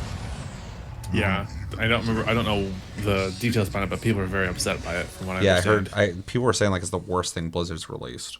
So that's coming out on everything. That's fucking with cool. cross progression. That's cool. After more than 20 years, Fuck. the Dark Wanderer. All this Diablo. And once again, he travels east. Always east. Oh my god. Diablo 2 is a landmark game for Blizzard. Diablo 2 Resurrected is a full HD remaster of both the original game and the expansion, Lord of Destruction. It takes the 2D sprite-based classic that we love and brings it into the present in 3D, utilizing up-to-date graphical rendering and lighting technologies. It also includes modernizing all 27 minutes of cinematics, recreated shot for shot with the explicit intention of preserving both the look and the pacing of the original movies. Show So it. crazy. Has a long history of games that we're proud of. And when we think That shit's about Diablo borderline a 2, fucking we think a about it remake. as a definitive It's not a film. remaster. It's made in 3D. Now, it's funny to think that some of you weren't even born when D2 was released. You be quiet. Which makes it all the more important that we deliver an authentic experience wherever you play. We want everyone to relive their memories or experience the game for the very first time on their platform of choice. And so we're excited to bring Diablo 2 Resurrected to PC and console along with cross progression. And for those of you who are in love with the original and you just wish it worked more seamlessly on modern computers, you can bring back all of that nostalgia exactly as you remember and enjoy the game in its original 2D form, much like we did with StarCraft Remastered. Really? There's a lot to talk Yeah, I can explain Later that a little. today, Diablo speedrunner Mr. Llama will host a roundtable with members of the development. All right, we're not going to go into the breakdowns, and because of time, we are just going to talk about this and move to the next segment. So, what are you going to explain? So the remaster, it's a filter that they've added basically to the classic game. So it literally you can turn it off and on. And it just kind of layers over it. They were saying it literally just is taking the coding and the playing gameplay of the original game and adding a filter basically over it. There's no like remaster like system. It's just something pasted over the top of the original Diablo 2. Interesting. That's cool. You can play it like that though, because some people might not want to play this new version and just want like a more modern ability to play it on PC, like he said. And that they're even giving that option is really cool. I hope they fucking nail it. I hope there's no weird things about this, because if you're gonna, just like Warcraft 3, if you're gonna fucking bring this back, you gotta nail it. And they didn't nail it with Warcraft. And of course, these are different teams, but the amount of stuff I've heard about that remaster, remake, whatever it is, of Warcraft 3, I'm just like, fuck. Hopefully they don't release it and get that kind of reception. But other than that, that looked awesome. Like, I'm really excited about Diablo 2. Was it Resurrected? Resurrected. Yeah, something like that. So that's really fucking cool. Diablo Immortals, I mean, I don't got anything for really. Like, I'm curious about it because they're really trying to sell it, but I know it's gonna be like all free to play bullshit feeling. Is it free to play, or do you gotta buy it? I don't know. I'm sure they'll sell it. Oh, well, if they sell it, I'll be a little more inclined to play it. I don't know. I'm talking on my ass right now, but I just look at them like it's probably just gonna be like some fucking free to play mobile game, and like I don't have no interest in that. Maybe it's gonna be awesome. I don't know. I like that it's like a link between 2 and 3 though. That's kind of cool. As a concept, I'm not a mobile fucking gamer. And then Diablo 4, I'm really excited about that. The Rogue coming back is really cool. The moves looked awesome. The animations look really good. The environments look really good. The cinematic was interesting. It wasn't like amazing, but it was cool. It kind of sets the tone. Not nearly as good as that fucking original Diablo 4 trailer though. That shit was really good. I was really impressed with that. But it reminded me of like old Blizzard and their cinematics and like the darker tone that's really fucking creepy. But yeah, really cool. really excited to play that, especially coming from Diablo 3 and like just really getting to know those fucking the classes in that, getting like a fresh set of there's a barbarian in this. There always seems to be some kind of barbarian thing going on, but yeah, like druid, rogue. I forgot what the magic user was, but sorceress. Really excited to dive into those classes. The rogue looks cool. I really like her moveset, and I like their emphasis on you can play her kind of like as like an archer type rogue or like a more stealthy assassin type rogue. I'm sure, or somewhere in between. So that's really fucking cool. I'm really curious about the druid though. I think that's a class that I think a lot of people are kind of like waiting for in Diablo 3. This never happened. So really stoked for that. But yeah, really, as for a presentation, that dude was artificial as fuck, but the presentation covered 3 different things with enough information to get me hyped about all of them to a certain degree, in a pretty small amount of time. So I think we did a good job. And I will probably, especially if anyone says something in the comments, probably do a video watching the deep dives later on because I'm curious about them. So personally, thoughts? So yeah, I mean, it was neat seeing Diablo 2 obviously get the facelift.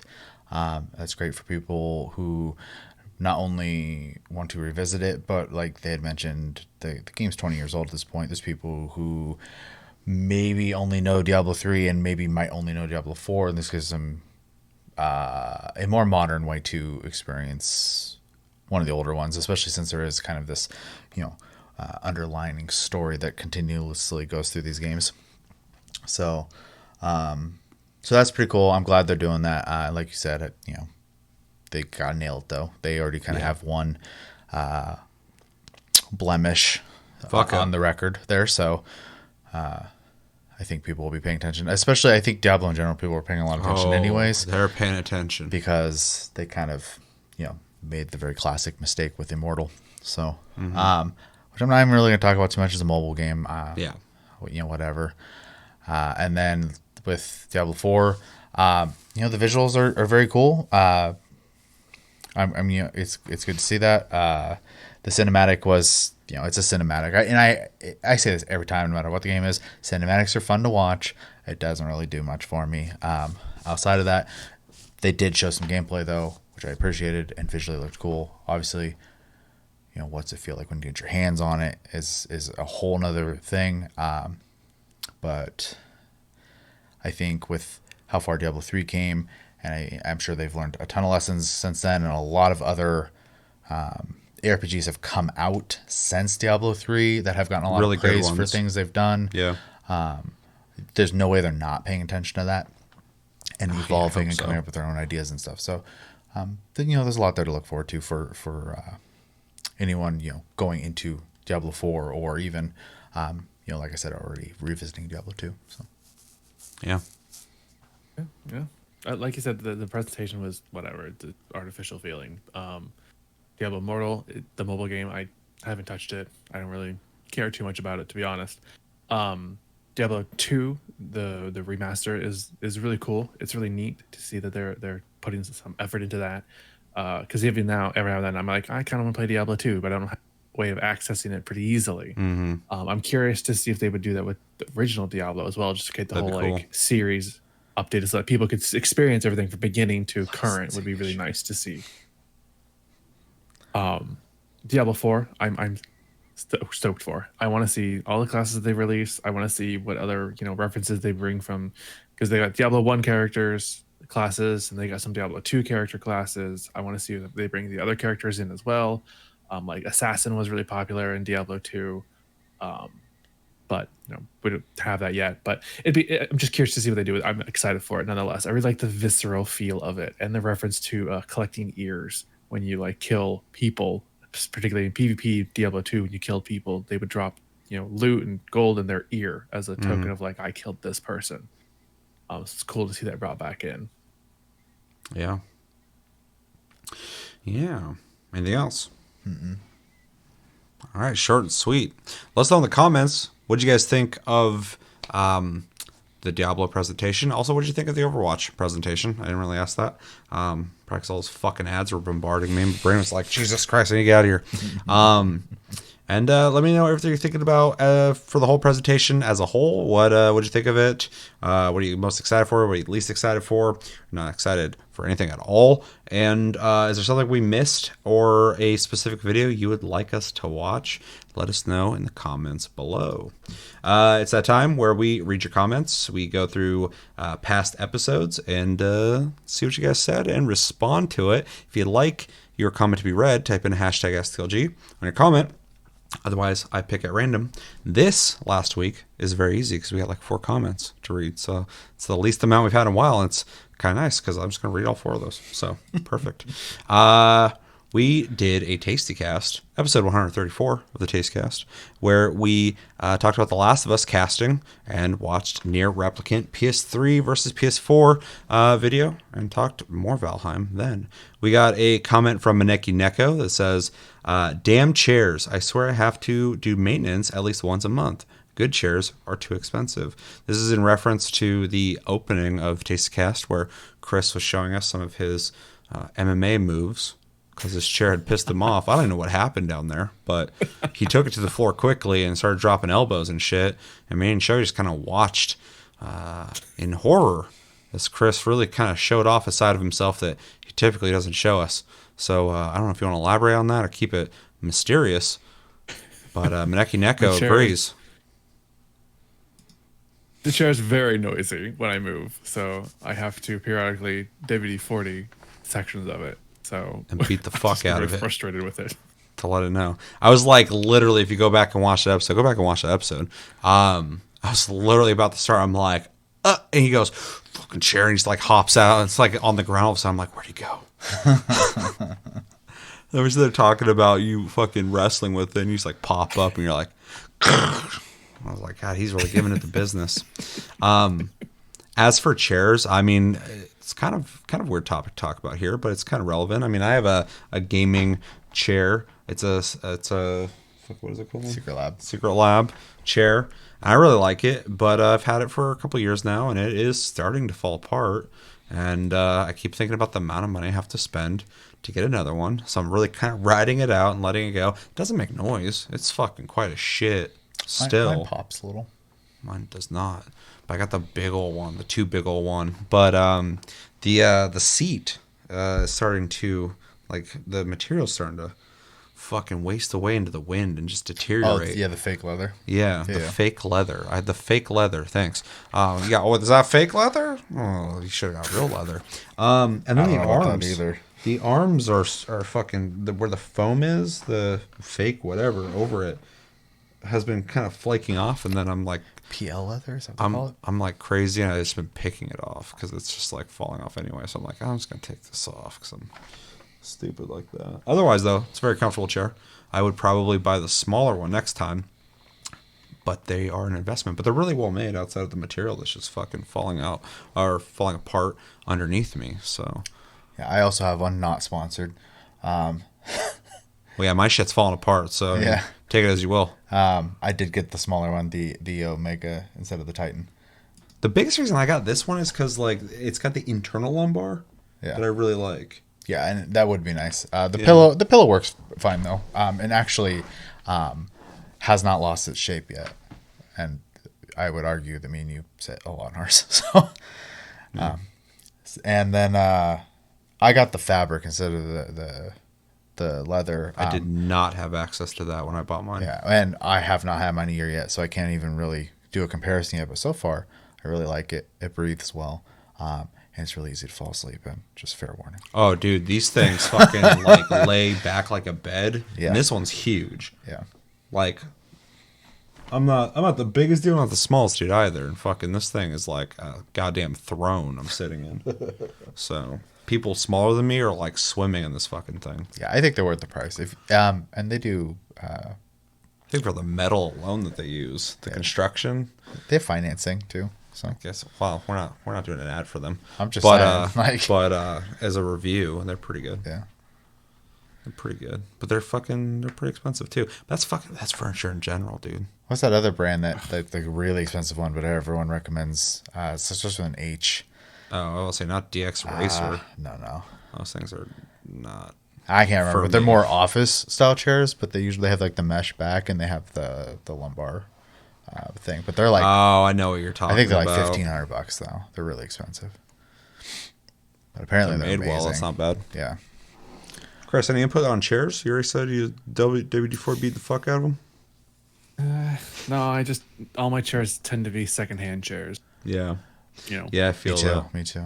This is the first time I bought myself a chair. Same. Yeah. So I don't remember what my last chair was. Probably something shitty. Yeah, the only thing I got remnant of like hand-me-down stuff. Well, it's not hand-me-down. I bought it a long time ago. Is my desk. I need to replace it at some point. So. You've got there a couple fucking not hand-me-down chairs for your computer. Well, the last one wasn't a hand-me-down, but it was an emergency purchase. That thing sucked. And the one before, you fucking rode to the goddamn... That was hand-me-down, too. It was used when I got it. That was when we first originally moved out. So I had it a long time. I think it was on its deathbed for a long time. Yeah. Made it work. Yeah. So, yeah, agreed. Thank you for the comment. We also got a comment from Cody that said... Never heard of him. Homeboy Pascal is great in Narcos. This is in response to Pedro Pascal playing Joel in The Last of Us. We talked about our thoughts on that. Check that out if you want to find out what we thought about that. But Cody's saying that he did really good in Narcos. I've still never seen Narcos. Heard really good things. I think he definitely has the chops to pull off Joel. I agree with you. He's obviously more known for playing Mando, but it's a solid cast. I agree as well. I honestly thought they'd pick Bradley Cooper or someone like that to play Joel. I did not think Bradley Cooper at all, but there was a couple other people that I was like, oh, that'd be a good get. When people were saying like huge names, though, I'm like, there's no fucking way. Everybody's trying to get in superhero movies right now. Like if you're a big name, you're trying to get in a superhero movie because that's where fucking Hollywood's gone. So that's where the money's at. That would have been interesting. And then he continues saying, which do you guys have more faith in, The Last of Us series or Metal Gear Solid movie? Neither could possibly be as bad as the Monster Hunter movie. I agree with that last part for sure. I don't know if I can. I don't agree with that at all. You have very little. I have very little faith in the movie industry regarding video game movies or movies in general. Yeah, but that Monster movie looked real bad. Even people who were stoked for it said it was horrible, and there were people who were excited for it. Which I was like, it's going to be awful. It's going to be bad. It can't be good. It can't. It's impossible. And then it came out and people were like, it's a 3 out of 10. I'm like, no shit. No shit. I'm never going to fucking see it. I do want to see it, but I won't pay money for it. So somebody better just put it on. I'm going to look at it. Let me look at that movie. I'm not going to watch it. I want to look at it. What I have more faith in?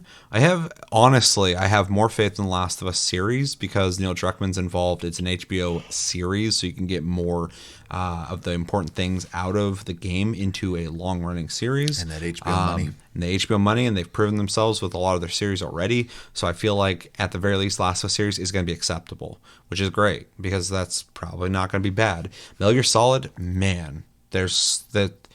I have no expectations for it. I'm just going to go in, see what they did with it. If it's good, fucking crazy. If it's bad, I'm not going to be upset. I just be like, yeah, that makes sense. That makes sense. Metal Gear Solid's fantastic. I'm just going to go play Metal Gear Solid now. Somebody tried it. They didn't do it well. But I just have no expectation. So I have to have more faith in The Last of Us just because I do have... I have an expectation that I think I don't think I'm going to be surprised by it. Whereas Metal Gear Solid, have no fucking idea. I'm not even going to try and predict that. And then the last thing it says, and you guys, if you got something to say, we'll go back. Chevy and Chris are doing God's work by explaining the raids in Final Fantasy XIV to simple folk like me. Keep it up, fuckers.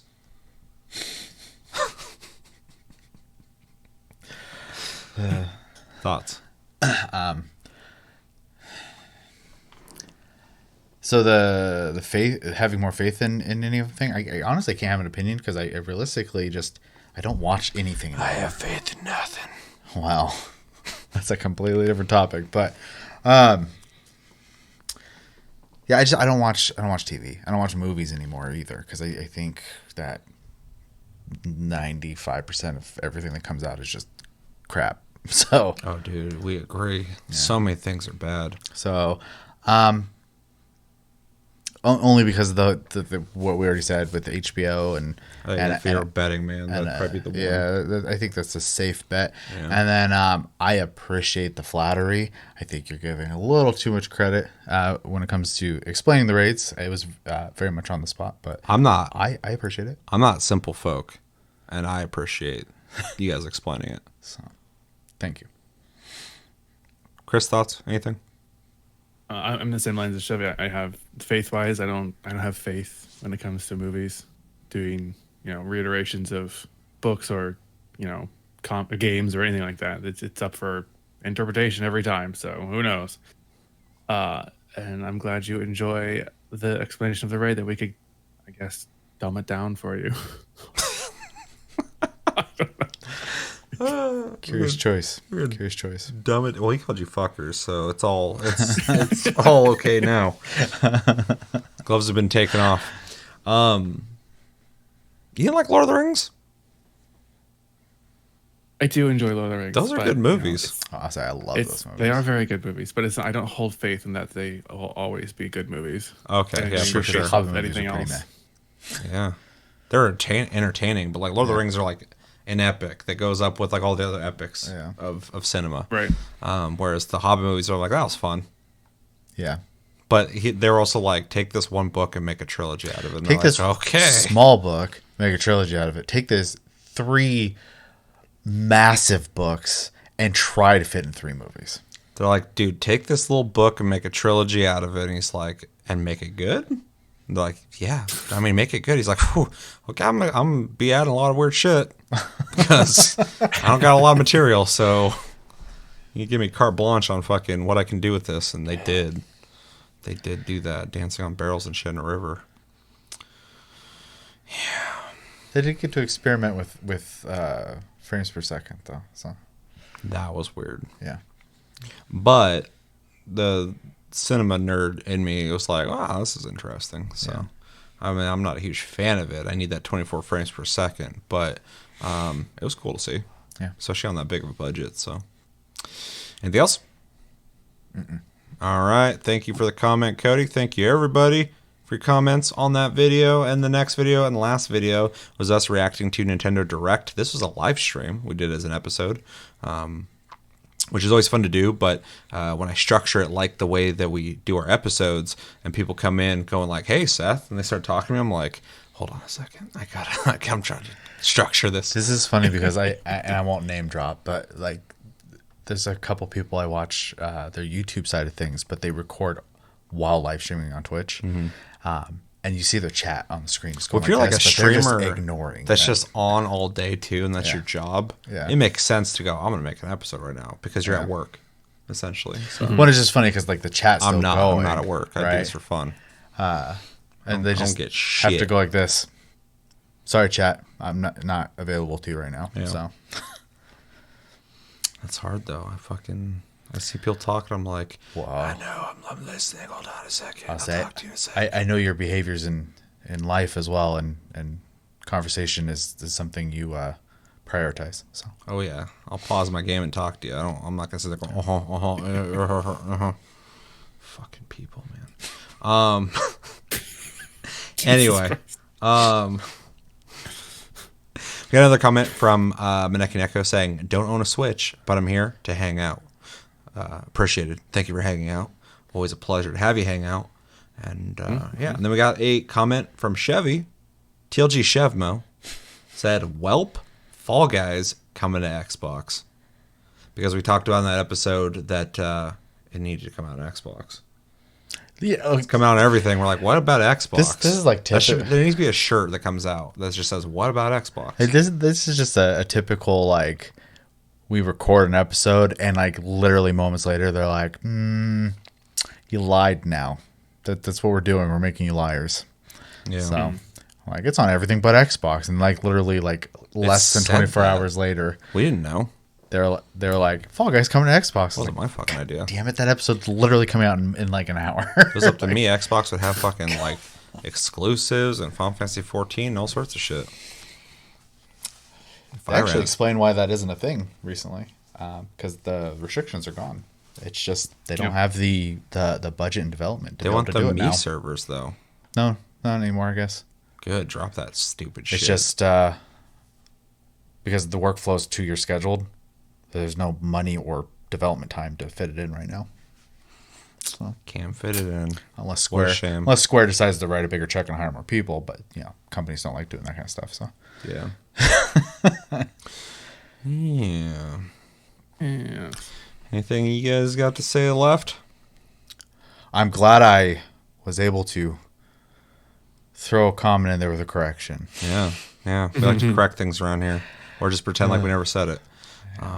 Whichever one comes first. I want to thank everybody for commenting. Make sure to type in #AskTLG if you want your comment to be read for sure. Otherwise, if we get like 4 comments, I'll rate them all for sure. That's no big deal for me. But if there's a bunch of them like typical fucking comments, I might still rate them all. I don't know. I try not to anymore, but I do it sometimes. And yeah, that's going to do it for this episode of Tastecast, episode 135. The long one. The long one. That's the one I'm going to name this. Tastecast, episode 135, the long one. As always, thank you for watching. Make sure to like and subscribe if you enjoyed this episode. Make sure to check out our other episodes. Check us out on social media, link down below. Streams, link down below. Me and Chris stream more often, so check us out. Follow us. We have a Discord link down below as well. You can talk to us anytime, all the time. We're on iTunes, Spotify, and other podcast platforms if you prefer to listen to us. And we have a Patreon if you like to support the channel. And #STLG on your comment. My name's Seth. I'm Chevy. And I'm Chris. Until the next episode, we have Plus Club and Game of the Month coming out at the end of this week. At some time between Friday and Sunday, those episodes will be out. So come back, play those games, and we will talk about it. Until then, have a good week, guys, and take it easy.